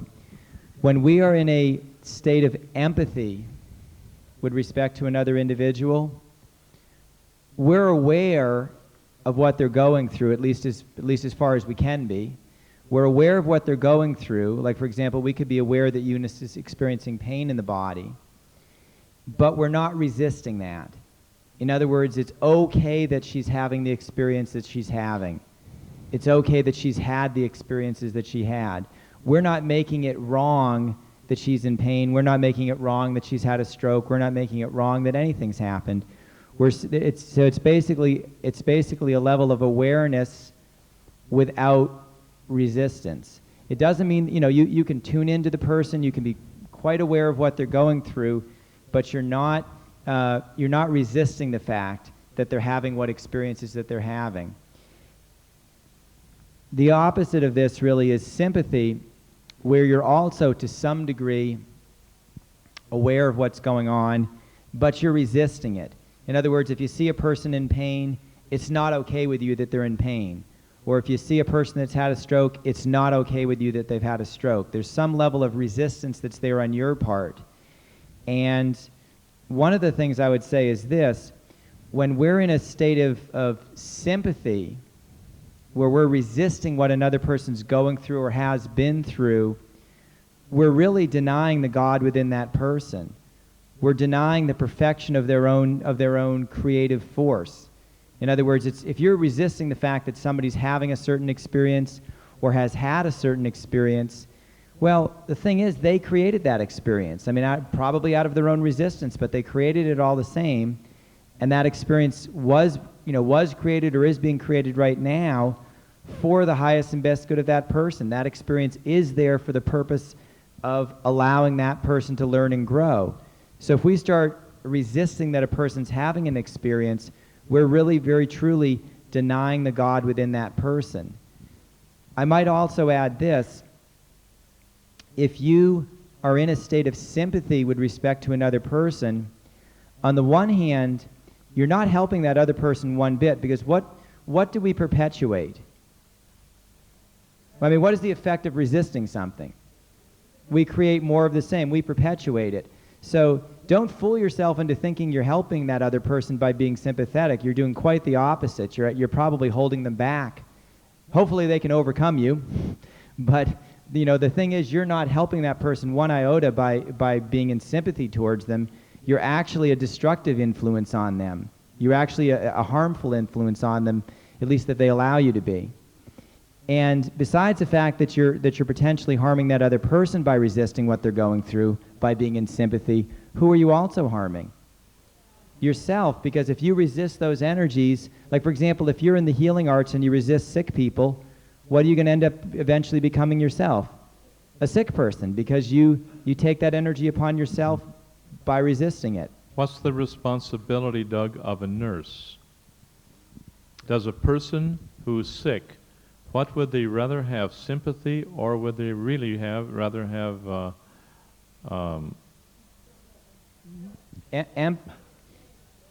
empathy? Empathy has the potential to uplift a person. I mean, ultimately, it's still going to come down to the person themselves. I mean, no matter how empathetic the people around you are, if you want to wallow in your misery, you won't get better. And no matter how sympathetic the people around you are, you can still overcome them and get better. So let's not put it way outside ourselves here. But let's just say that the sympathy and the empathy are very powerful influences for better or for worse. And if we're surrounded by sympathy, then that's going to make it that much more difficult for us to overcome whatever we have to overcome. And if we're surrounded by empathy, it's going to make it that much easier for us to overcome the things that we have to overcome. It's not the awareness of it's not the fact that you are aware or not aware of what a person's going through. It all comes down to whether you're resisting it or not. I mean, is it okay that somebody's in pain? Is it okay that somebody's re-experiencing a heart attack? Is it okay that they've had these experiences or are having them? Because if it's not okay with you, then you're in sympathy.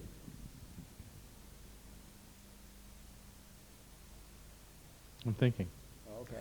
Okay. Sometimes you think so loudly it stops me in my tracks. I'm sorry. I understand. Now here's the situation if you are a nurse. If you are not empathetic, then you'll take on the very energies that you resist in the state of sympathy. So please keep that in mind. So see the person as an outer expression of perfect divine order. There are no mistakes. A person is lying there with a gangrenous leg. Now if you handle it right, you know how to handle gangrene. We talked about that in Health and Human Mind. The leg's going to get better, you know it. And you just say, is the leg still black today, or is it starting to turn pink? Hey, it's still black. Did you take your minerals and take your Schweitzer, and did you take a lot of niacin, take all your nutrients? Ah, you didn't? Good. Now, what did I tell you to do? Am I going to have to slap the other leg, which is all feeling all right, or am I going to have to go back, poke you in the gangrenous leg again and really give you pain? Now you go take your nutrients, or you're not going to get over the gangrenous leg. They like to be lovingly pushed around. They like to be kidded with, and they love to be loved, but not sympathy. That's the last thing you can do. You destroy people when you have sympathy for their condition. Just love them just the way they are, knowing that they're going to get better. I mean, we can look at this principle in a simple situation like a point holding session, and we can say that, well, if you have sympathy for that person on the table, where you're resisting the fact that they're in pain now, or you're resisting the fact that they've been in pain in the past, we can say quite simply that you're possibly harming that person, and you're definitely harming yourself through your sympathy. Yes, excuse me, Doug. Who's getting electricity down there?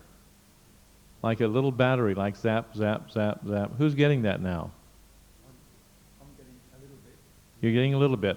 Okay, when you get that electricity, this is book 3 of the Logic and Sequence series called The Electrification of Matter. When you get the electricity, the body starts to heal. Now Doug will remember, Anita will remember back until It was about 1988 when we started to suddenly find that after the throbbing was complete on a point, we started getting this electricity, which just roasted people. But it's been increasing ever since. And people are now just getting tremendous roasting in electricity, so to speak. And the more electricity we get, the faster the eye color change, the faster the reconstruction, the faster the regeneration of the body. And this is when changes really began to happen back in 1988. And that electricity you're feeling is now we're getting big healing going on in Eunice. Doug, anything? Anita, anything? Yes, question. It starts when it's ready to start. I'd like to have Anita talk to you for just a moment about what she observed with Babaji. Okay, this man came to us in the Cook Islands. I think we went through this last week. Did we talk about Babaji last week? Babaji, about the man, he came because he had a hunch back here in the upper part of his spine was very hunched over and he wanted to be straightened up. He's only around 65 years old. And I believe he's younger than I am, dear. Or younger than you were? Yeah. Okay. Well, anyway, the reason he came to the Cook Islands was to heal his upper back over here. And so we had a point holding session at our point holding group in this hall where everyone just puts mats on the floor and they hold points. And it was very busy that night, and John was in another section of the hall, but I was watching this particular table. And yeah, we had a lot of people that night. But anyway, we had this one family on. This one man and his, I think 3 boys were there. And they each had a point on him. And first of all, I want to preface it by saying he was on the program before he arrived, and he had been a fruitarian before he arrived also. And he was on the pathway of truth, really a searching soul, and he was really ready. So when he arrived at our doorstep, he had the nutrients, he had the diet. I mean, he was really ready. And this was his first point holding, huh? Very first point holding he had in the Cook Islands. And all of a sudden, his leg started to vibrate. And he started to have this pain, this tremendous pain, burning pain. So I kept saying to him, lovingly and willingly endure all things. And he kept saying jokingly to me, I love that pain, I love that pain, I just love this pain. I went out there, and here he was complaining with the pain. I said, you love that pain. I'll be back in a little while after you get that thing taken care of. But you love that pain. He did. Yeah. So anyway, he really got into it, of loving the pain. And the leg just kept vibrating and vibrating more and more and more, and the pain just got so excruciating, but he just kept saying how much he loved it, that the leg right before my eyes, oh, I didn't tell the beginning of the story. Because I know him, I forgot. But anyway, he had one leg that's smaller than the other leg. But he never told anybody about it. He always wore long pants because he had a horse accident when he was a young boy. 3 inches less in circumference. Yeah, 3 inches smaller in circumference than the other leg. And so right before my eyes, the leg that was smaller started to get as big as the other leg. And when the session was done, he stood up and the leg was equal to the other leg. And as long.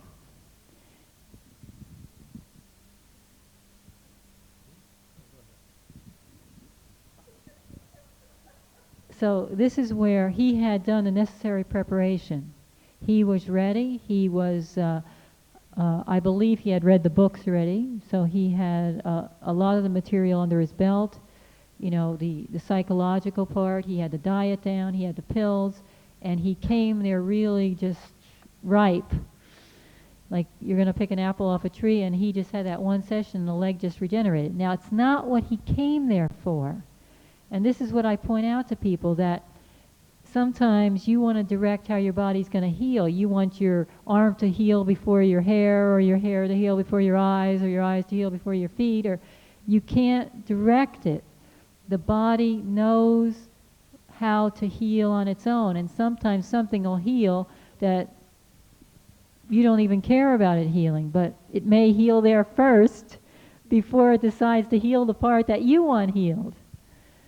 So there's no rhyme or reason to it. It just kind of does its own thing.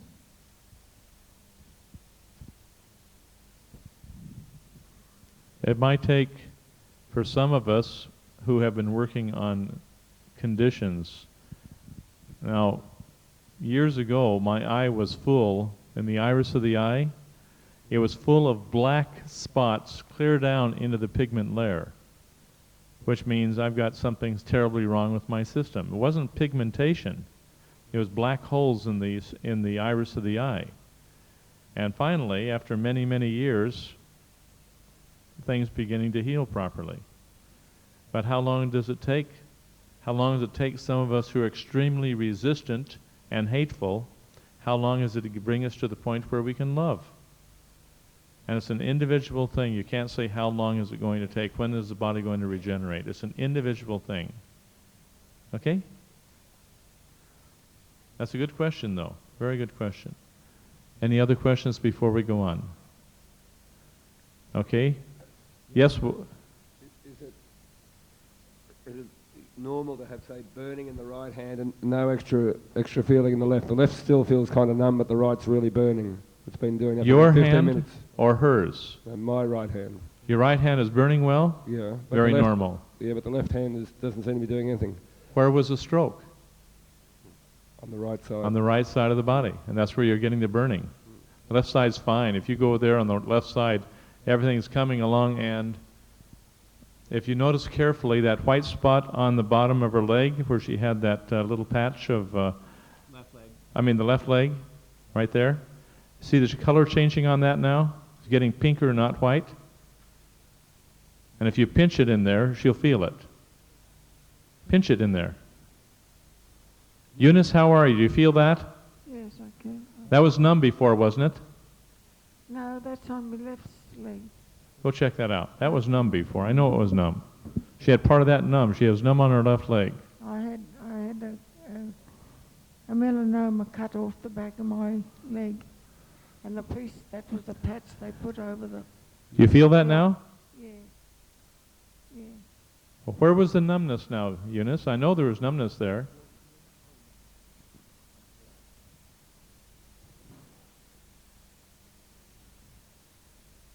Got to stay awake in these classes.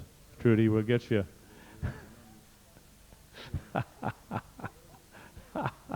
Oh no, I was never numb on the left side. I'm numb on the right side, but not Okay. numb on the left What's side. happening down there, Doug? Yeah, that's pinching me. Yeah. No. I think it's from me so much being cut off me back of my leg. Okay, let's have a report. Well, she had some numbness on the outside of her left lower leg, which basically none of you can see from where you're at. She's got a patch there that I guess is some sort of skin graft or something, but she had an operation there, and she's got a big white patch about that big on her leg. And that area, even though she had pretty good nerve supply all the way down to the toes and everything on the left side, in the area around where the surgery was, she was still fairly numb when we checked her like an hour or so ago. And it does seem like she's got better nerve supply in that area than she did at that point, because I can remember, you know, up around the knee and the upper part of the calf there near the surgery there, we weren't quite getting... It wasn't totally numb, but it wasn't quite right. We weren't getting that real sharp sensation, and it seems to have come around a bit in the last hour. Feelings back. At least partially back. Okay, continue on, Doug, with the sympathy versus empathy. Okay, well, you can extend this concept certainly far beyond point holding. The simplicity of it is this: whenever we enter into a state of resistance, which is basically an attitude of anything less than love towards any experience of life, whether it's our own experience or someone else's experience, we perpetuate the very thing that we're resisting. And when we can remain in a state of non-resistance or a state of love, this is what allows us to overcome whatever experiences are coming our way. And it's also the attitude that puts us into a position where we can actually be of service or assistance to others. When you're coming from a position of sympathy, you're not a part of, like if you're being sympathetic towards somebody else, your very attitude of resistance has made it pretty nearly impossible for you to be of any help to that person whatsoever, no matter how good your intentions are. Because since you're coming from resistance, you're really only capable of reaction in a situation. You're not actually capable of making any choices there, because your own resistance blinds you to what's really there. So one of the things to consider is that, again, no matter what the integrity and sincerity of the individual may be, if you're coming from a position of sympathy, you're part of the problem, not part of the solution. In other words, if you're resisting the person going through what they're going through, you're no longer in a position where you can actually be of any help to the person. Probably the best thing you can do if you can't change your attitude is you just get out of their face, because you're not helping them by staying there. It may sound a little harsh, but it really is the case. And there's times in point holding sometimes where we just ask, sometimes we have to get family members out of the room because they're really actually far more harm than help, because of the fact that they can't get out of sympathy with respect to what the person on the table is going through. Back years ago, I had an opportunity to go through quite a period of time with different kahunas in their techniques that they use to train people. Some were limited only to, shall we say, herbs. Some were limited to other different talents. Some had full mastery of the full range of activities. And this one gentleman that I spent a great deal of time with, this gentleman, I told you about the sensitive leaf tea, okay? This gentleman spent a lot of time with me, and we're going over details and going over history that has been passed down for 2,000 years. And I got quite excited about these teachings. During 9 years of non-verbal training, he was taken up into the mountains, and he lived there, up in the mountains, on the different islands, and was taught, 13 years, and he had 9 different kahunas that taught him. After 3 years of nonverbal training, he had learned to feel the energies of plants, rocks, crystals, etc. And he told me the story of how there was a female kahuna trainee and 2 male kahuna trainees, and they brought themselves up to the point where they had to pass now. If they were to continue on, they had to pass the test of poison. So they're each offered a half of a coconut shell full of deadly poison. One of the trainees, who was female, she took down the deadly poison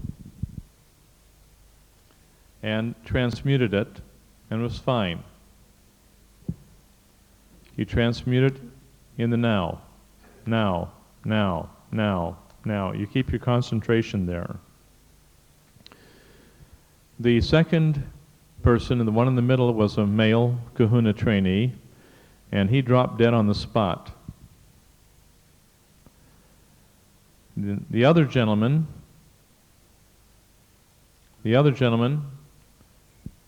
bless his heart, that's my teacher, he took down the poison, and it began to filter down through his system, and it began to drop to the ground.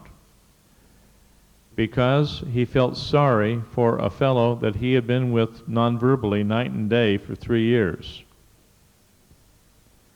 And he felt sympathy for his friend. He felt sorry for his friend. And then he realized that he had to just look at everything as perfect divine order. There are no mistakes. Hear my words? Soak it in. There are no mistakes. Everything is perfect divine order. And he looked at his friend. His friend could not overcome the test of poison. He dropped dead. When he was able to turn that around to empathy instead of sympathy, when he was able to turn that around, then he was able to begin to transmute the test of poison. Now that test of poison can be equated to a sickness that another person has, that if you don't have sympathy for that, or if you do have sympathy for that, you take on that energy. If you have empathy for that problem another person may have, and you acknowledge it as their problem, then you're going to come out all right. So, they left this gentleman dead on this little narrow pathway clear up in the top of the peaks. 4 days later, they came back, and there he was, all bloated and sick on the path, dead. Okay? The kahuna took the young man, cradled him in his arms, called him back, and he returned to the living. And he said, you can come with us, but you can never become a kahuna because you flunked this one major test. Now, after a couple of years, he was tired of training without the end result of being a kahuna. Even though he would have had all the knowledge if he just considered, but he would never be an initiated kahuna. And so he got a little bit upset, quit that kahuna, went to another kahuna, made the same mistake with the other kahuna, but he was that time not brought back to life. He died.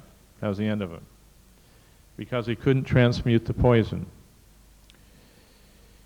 Now, with this concept of empathy versus sympathy, we had a similar type incident in our day. And I'd like Doug to talk to you about his experience because some of you need to know this information. 1985, I was at my first set of instructors courses. That was 11 years ago, Doug. Yeah, time passes. Yeah. Okay, sir?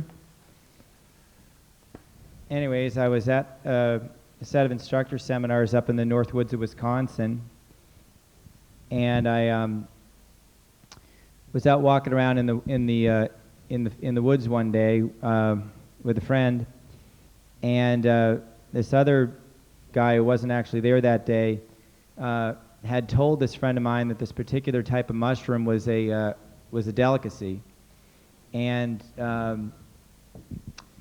I was silly enough to believe him. At any rate, it later turned out that these mushrooms were quite deadly poison. Apparently, from what a couple medical doctors told me, a little tiny corner of one of these mushrooms like that was enough to kill a person. And I ate about 4 or 5 big mushrooms like that size, so I ate enough to kill probably a herd of cattle. To start with. Quite a lot of mushrooms. One of the things that John teaches is that the symptoms of a healing crisis and the symptoms of a disease crisis, when you're really sick, are pretty hard to distinguish from one another. And at that time, and going back 2 or 3 months previously, I'd been doing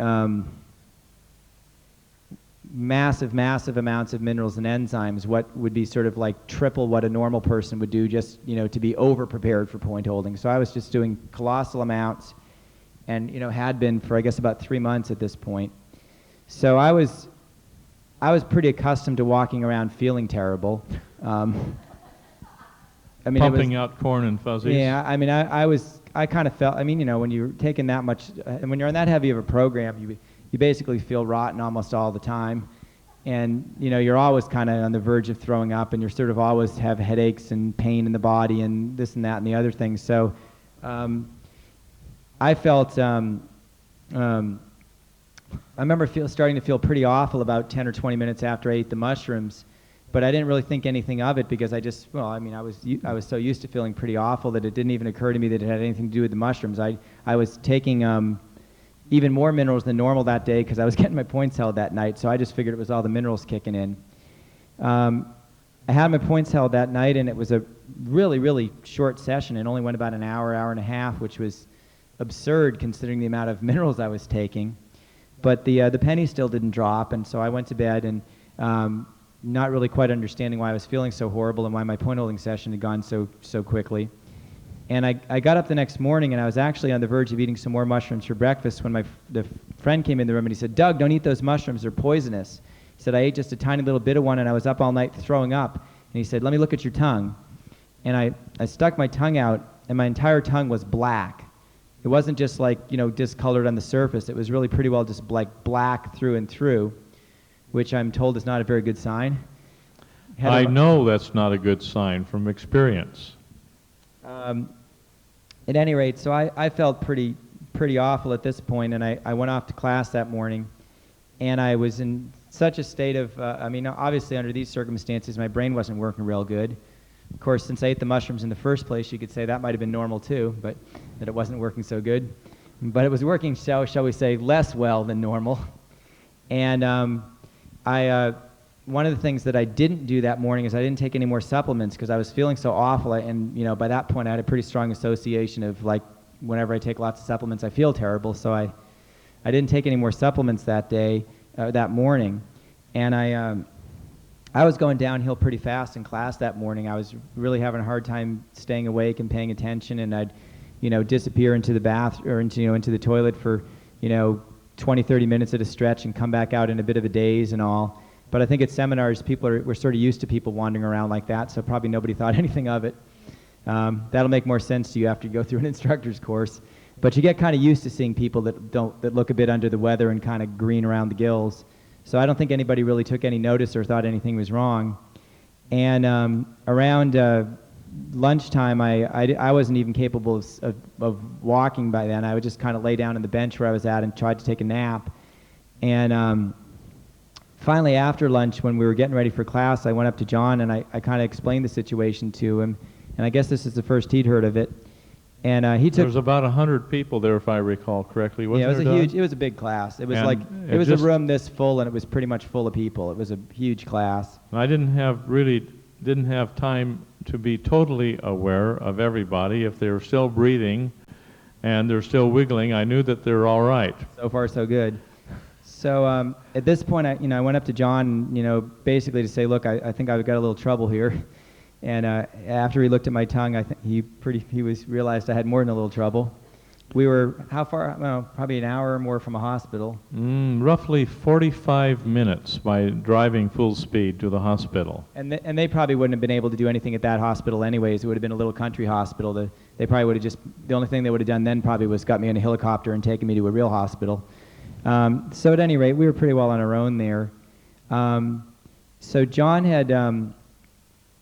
had actually just a few days before in class had told the same story he just told you guys about the kahuna and the test of poison and all that. So I think that was pretty fresh in everyone's mind. And he'd also told this other story where this same kahuna was teaching non-Hawaiians, some of the kahuna techniques. And this had made him very, very unpopular with the other kahunas. And so a lot of these other kahunas were putting death curses on him, which are quite a real thing for those of you that may have a little bit of skepticism here. And John, these are people that can kill you from a distance. There are people that have this ability.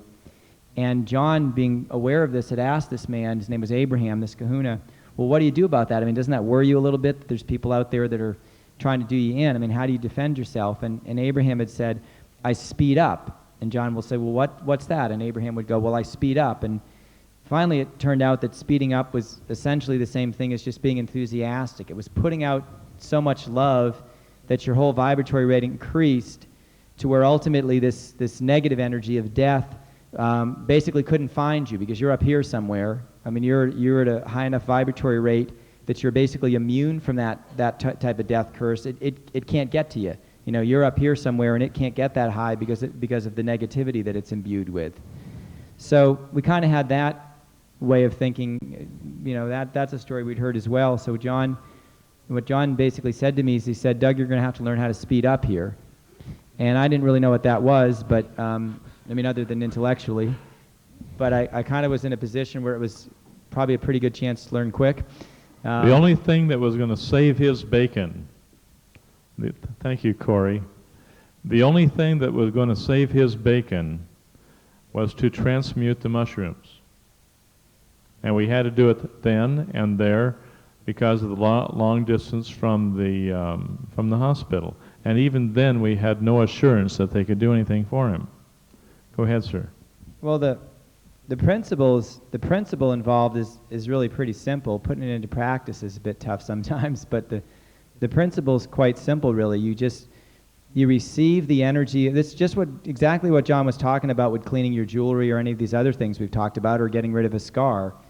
It's receiving the energy of the moment and recreating it. Remember John talked about the two sine waves? You got a sine wave and then another sine wave that's, you know, half out of phase with it. If you can receive the totality of the experience and recreate it, it's just instantaneous transmutation. You just keep receiving and recreating and receiving and recreating, and you're just poof, poof, poof. I mean, the whole experience is just, you know, the poison or whatever else is going on is being uncreated on the spot. Here, Doug was a wilting lily. His legs were sagging. He had black bags under his eyes. His tongue was totally black. And I knew we had a problem on our hands, so we had to do something and do it quick. Now, you remember what I'm telling you.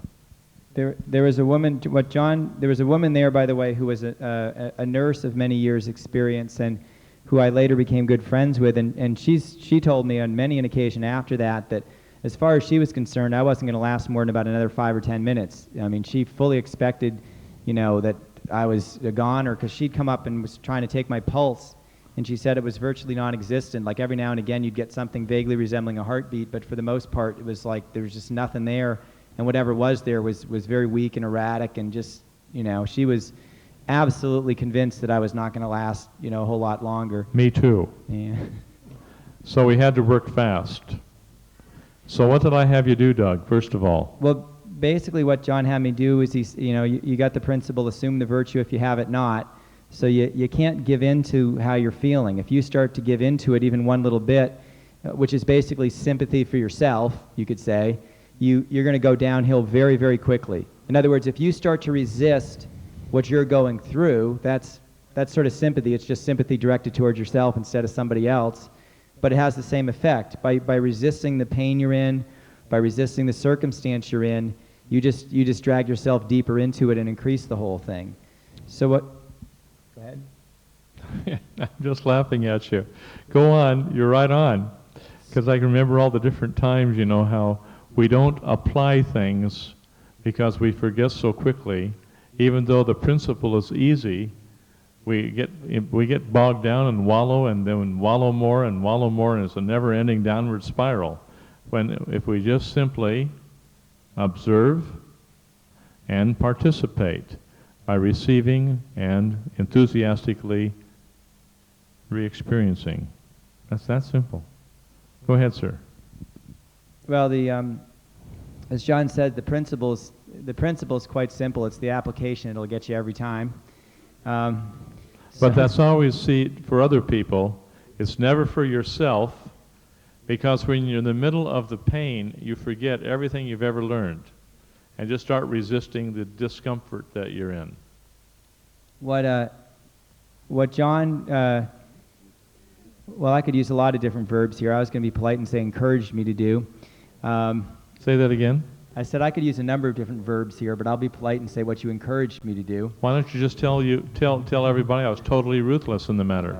John can be somewhat forceful when he decides to be. So he was just maybe a tad on the forceful side. Tad.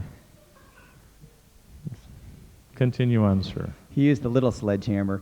So what he had me do was basically hold my body still, standing upright. You hold that body still. You don't move. You breathe deep, and don't you give in 1 inch to the pain that you're in. And he had a couple of people standing, like one person on either side, and one person behind me in case Just in case he started failing and falling down, we were just going to prop him up until he got his bearings back. And then somebody else in front holding a big silver bowl for me to throw up into, and because that was a major part of the experience, of course. We didn't have a pooper scooper at that time. So we decided to go out the top end, and I had somebody else with a big jug of the minerals, so I'd like take big swigs of the minerals.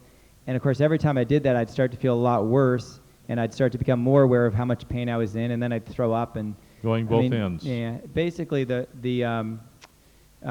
would happen was I'd go into the experience, and as long as I was able to hold my body upright and look straight ahead and keep my eyes open and just intensify the experience, things would go along pretty well. I mean, things would get transmuted. But the moment I started to resist things at all, the moment I'd let my eyes shut, or the moment I'd start to slouch forward, or the moment I'd start to feel sorry myself, even the tiniest bit, I'd start to go downhill really, really fast. So it was just, for me, it was quite amazing to see, how even the tiniest bit of resistance could just drag you down in such a big hurry there. Would we permit that? Well, not for very long. No. As soon as we saw that, we're on his back. I was on his back. Says, stand still, breathe deep. Hear the wording? Stand perfectly still and erect. Don't give in to the pain or feelings. And you just enjoy it. Love the pain. And gradually, what happens, sir? Well, I guess probably within about, I don't know, maybe 20 minutes or somewhere in that ballpark, maybe 30, I got to the point where my tongue wasn't black anymore. You could see a lot of pink coming through, and it was still kind of gray on the surface. But I mean, I was out of the woods. I mean, I was definitely gonna live. Unless he did what? Well, fell back into resisting it enough, I suppose. Well, he thought he was over the hump when he started feeling good. Mm. Well, at any rate, I got to the point where I had a pulse again, and that was a good sign. Yeah, but even with the pulse there, I remember it so clearly. I remember the moment he started feeling good, like, well, I've made it now, and then he let go of the recreation of the problem, and then suddenly he'd start sinking again.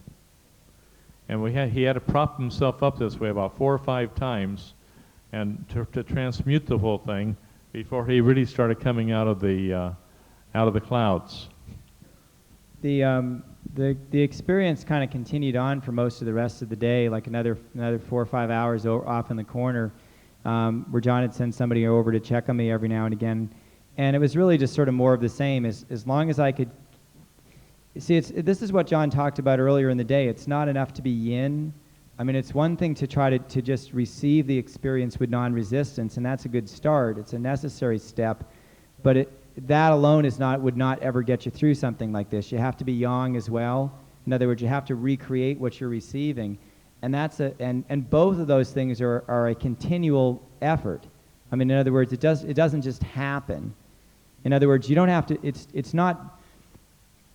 You can screw up by doing something wrong, but you can also screw up just by ceasing to do what's right. In other words, by ceasing to do what's necessary under the circumstances. So it wasn't that you had to do something like start resisting to go downhill. You could also go downhill just by stopping receiving or just by stopping recreating. I call this you have a sin of omission and a sin of commission. Now, a sin of commission is where you're doing the wrong thing and you're going against correct principle overtly. The sin of omission is where you're not doing anything and you're going to go downscale because of not doing what you have to do or should have done to follow a correct principle. And so sometimes you're guilty, shall we say, of doing something wrong. But nobody could really tell you that you're guilty for not doing anything at all. And sometimes not doing anything at all is far worse than doing something that may be out of, shall we say, out of kilter in some way. So you're going to have to realize that sometimes we are more guilty, if we want to use that word, by doing nothing. And then by doing nothing, nobody can say we did anything.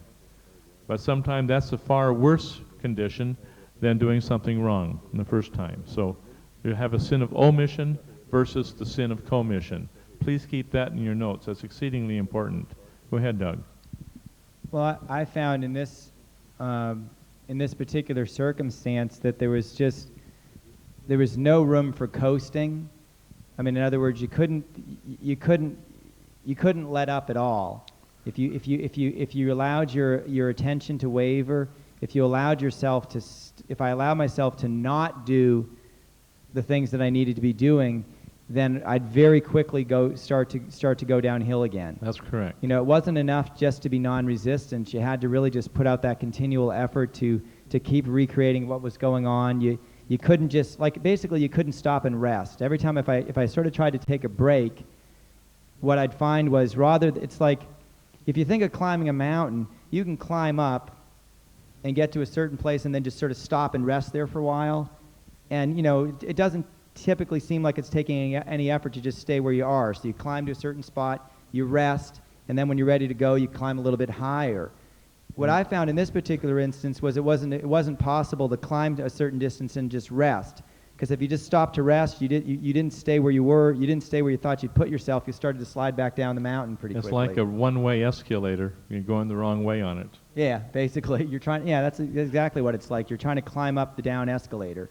And so there just is no time to rest, because the moment you try to rest, you immediately start going back downhill again. That's exactly what it felt like. Yeah. Okay, excellent. Doug, let's have a little report here. Are you done with that, sir? Yeah. I think we've done it well. Okay, so this empathy versus sympathy, big issue.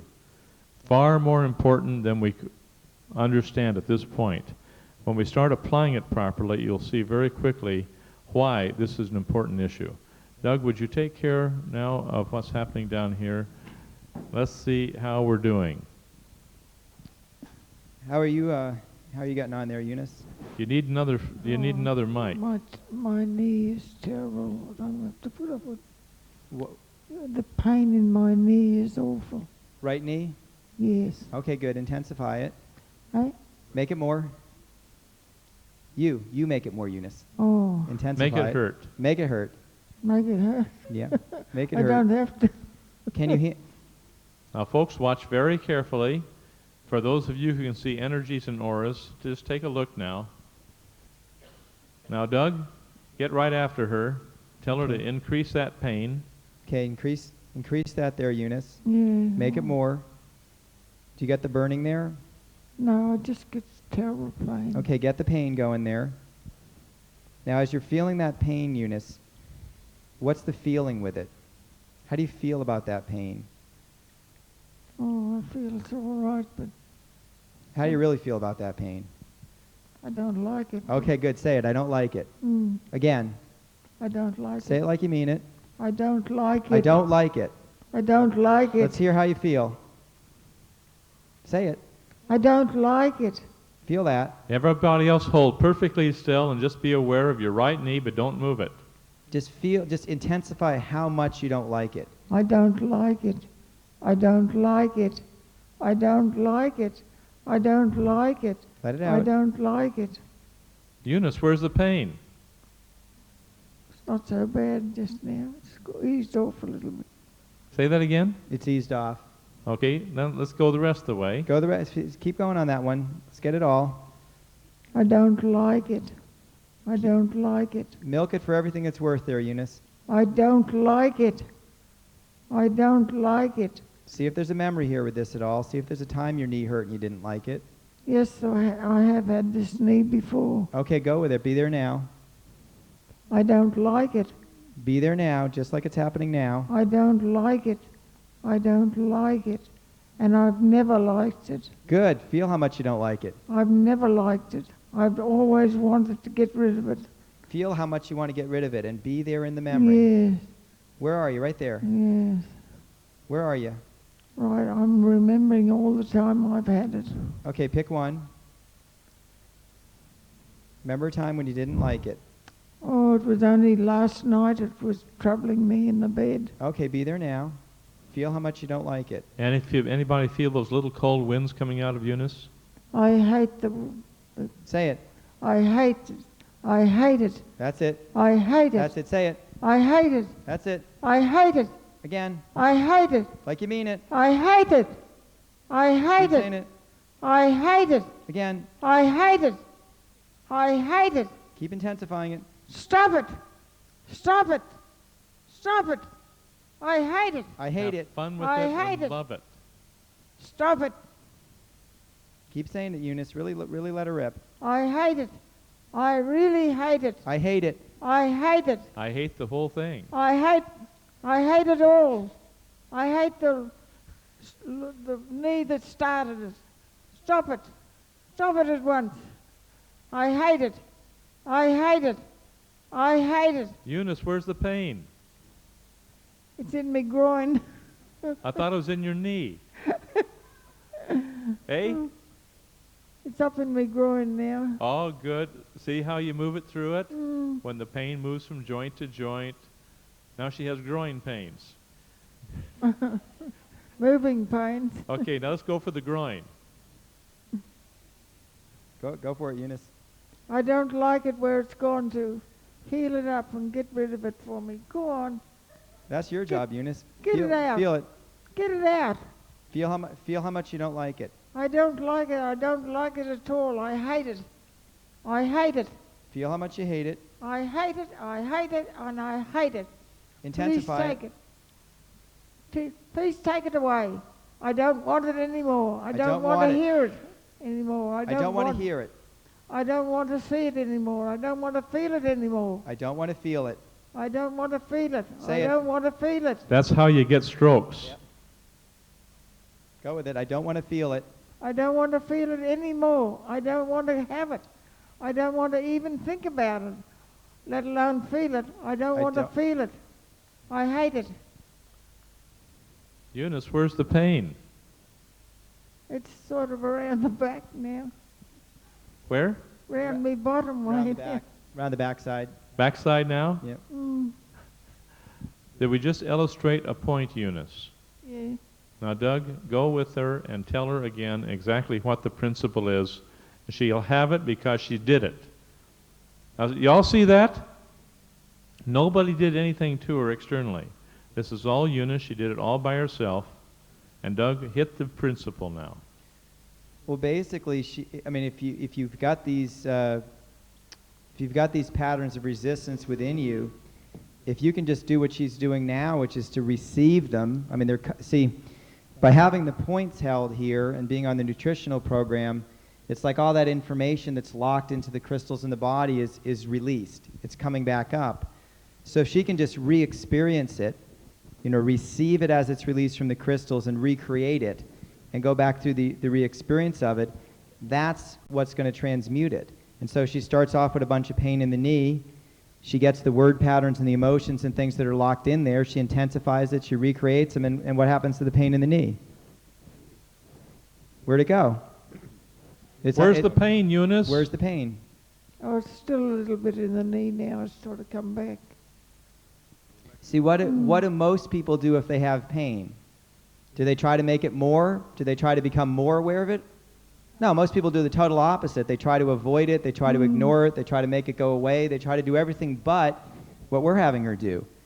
I mean, we're telling her. I mean, she probably thought I was pretty crazy when I walked up, but what did I tell her to do? I told her to make it more.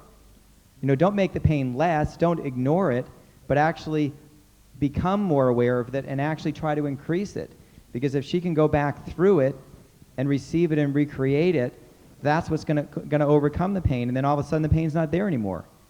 And then what happens is it's like layers of the onion. You go to the next level and the next level and the next level. So she gets through one word pattern and one layer of resistance, and as that lifts away, well, it's excavation. I mean, she finds something else. She finds something else behind it. So she gets other word patterns, other memories, other emotions, And what happens to the pain?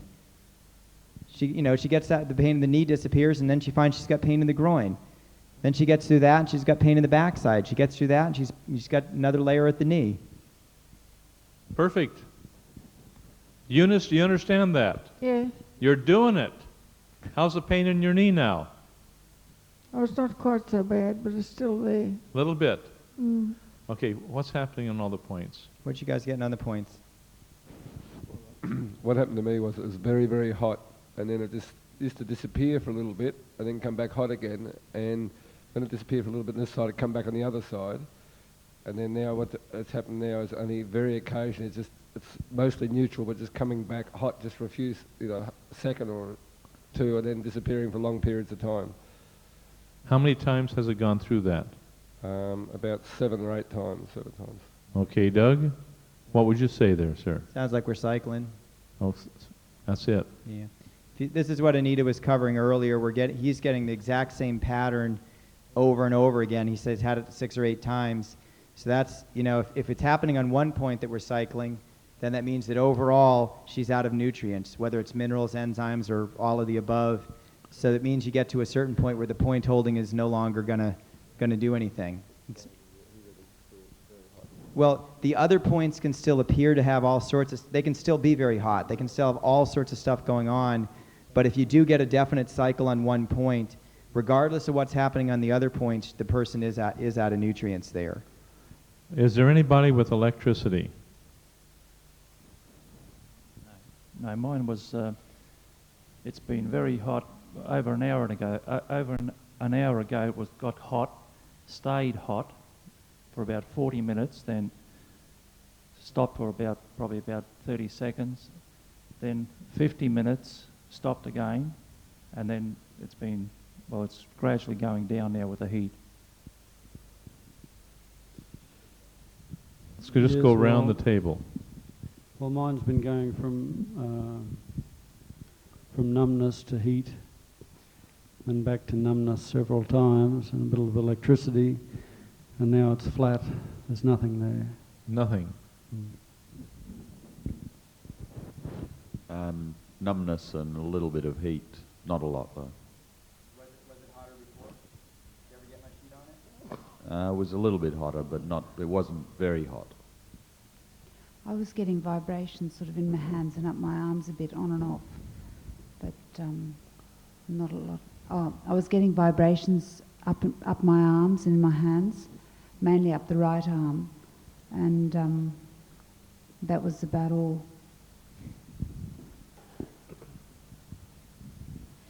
I had electricity in the beginning for about the first 10 minutes, but none since then. The right hand is some time ago cycled, it went quite cool and then came back hot again. The left hand has been hot all of the time and still is. I think we're about done here. Should we get unplugged? I would say definitely with the heating up and cooling down and heating up and cooling down in a regular cyclic rhythm, after 3 or 4 times, nothing is going to be happening. Now the pain is starting to move around, okay? But it doesn't stay in one place long enough to burn out the crystallization. So we wait now for the next time. And this is where we get involved now with the point holding. Now each of you are going to be responsible for contacting the people in your area so that you can get involved with the point holding directly. Now Doug, check and see how far she can kick that leg, but stay out of range, please.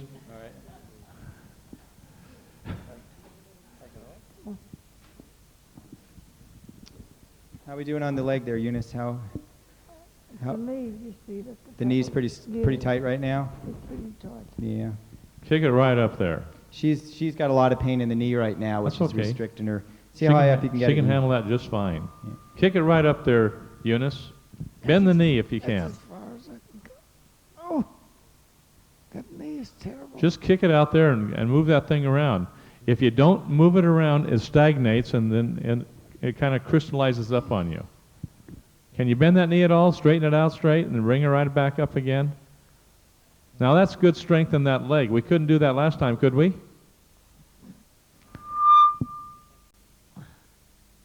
Okay? Okay. Now somebody grab Eunice's hand. Who grabbed Eunice's hand last time? Okay?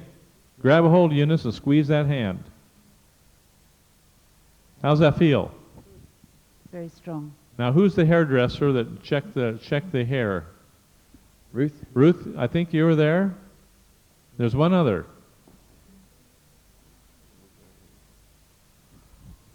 Now full report on the hair.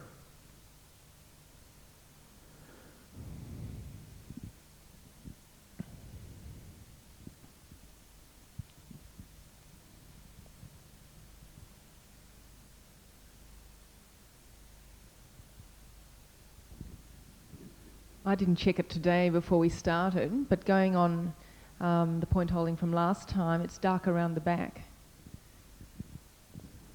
And? I don't see any change. Look front. Look right along the right side of the upper part of the head. Look in there. Above the ear, you know? Yeah, I don't think there's any change from last time, but it's a lot darker than when we started point holding. A lot darker than when we started. Initially, including last week. Okay, that's wonderful. Yeah. Now, the next big problem, Doug, get her up and get her walking around, see how that leg's working now.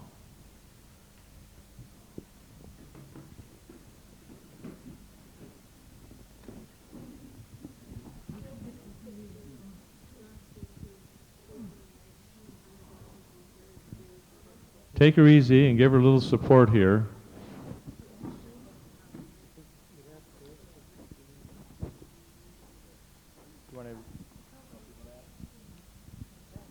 Last week I observed that I was sitting in a similar position last week, and the bottom of Eunice's feet were very red and very blotchy, and I noticed last week that the blotchiness and a lot of the redness went out, and I think that a lot of the colour on that leg where the stroke was has changed to its more normal colour. It was a lot more colour to it.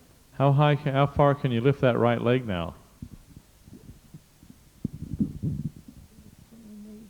How's that feel?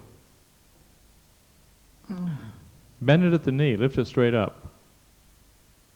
That's as far as I can. Now, if you recall, she can only bring it up a couple of inches yesterday, 2 weeks ago, shall we say.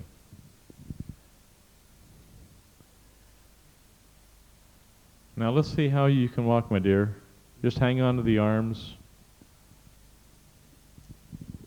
You should have, after today, a lot more strength in that leg than you had.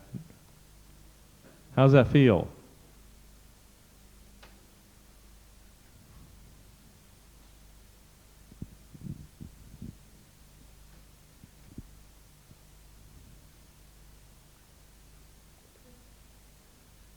What's happening? It's all right, me left leg, but it's the right one that's the trouble. No. Also, the left one is quite good, but the right one is jigged.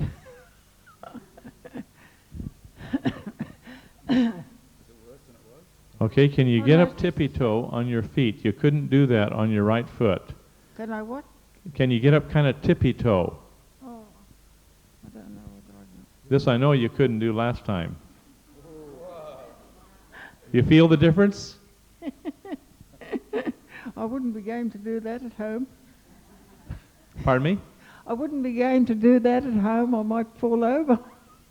But you've got the support now. Now go up again and feel the difference. See the strength you've got? Mm. You couldn't do that when you had the stroke. No way. No. How's that feel now? Oh, it feels good. Now the strength will start coming back now as you keep on doing what you're doing. Just be patient with yourself. Well, can I get on my liposizer and I jump on that? Hold on. It'll do it any good? Do you have little arms on it that you can hang on to? Yes, I have a 9 bar that I can hang on to. Be sure to do it when somebody's with you. Mm. But have them there with you. and long as you can hang on to the, but don't do it too much, not more than 30 seconds. No. Okay? 3 times a day, 30 seconds. Okay. You John, couldn't do that with a stroke, could you? No. John, I've noticed also that the hair is much, much darker because before it was around about ear level. Now it's all the way up to about here. So it is much higher. Right over the ear, see? Yes.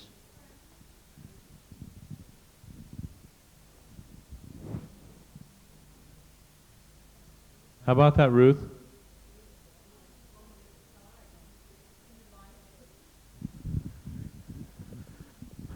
Yes, there's much more change on the left-hand side. Seems to go round to the centre of at the back, and not so much on the right side. Okay. Eunice, thank you very much, and for you lovely, lovely people, thank you for getting your fingers burned. Now, before we take a short break, we're going to go a little longer tonight. But before we take a short break here, do you see the principles that you use in receiving and then recreating? This is what we need to do, and this will knock out any blockage in our system if we do it properly. Okay? You all got that?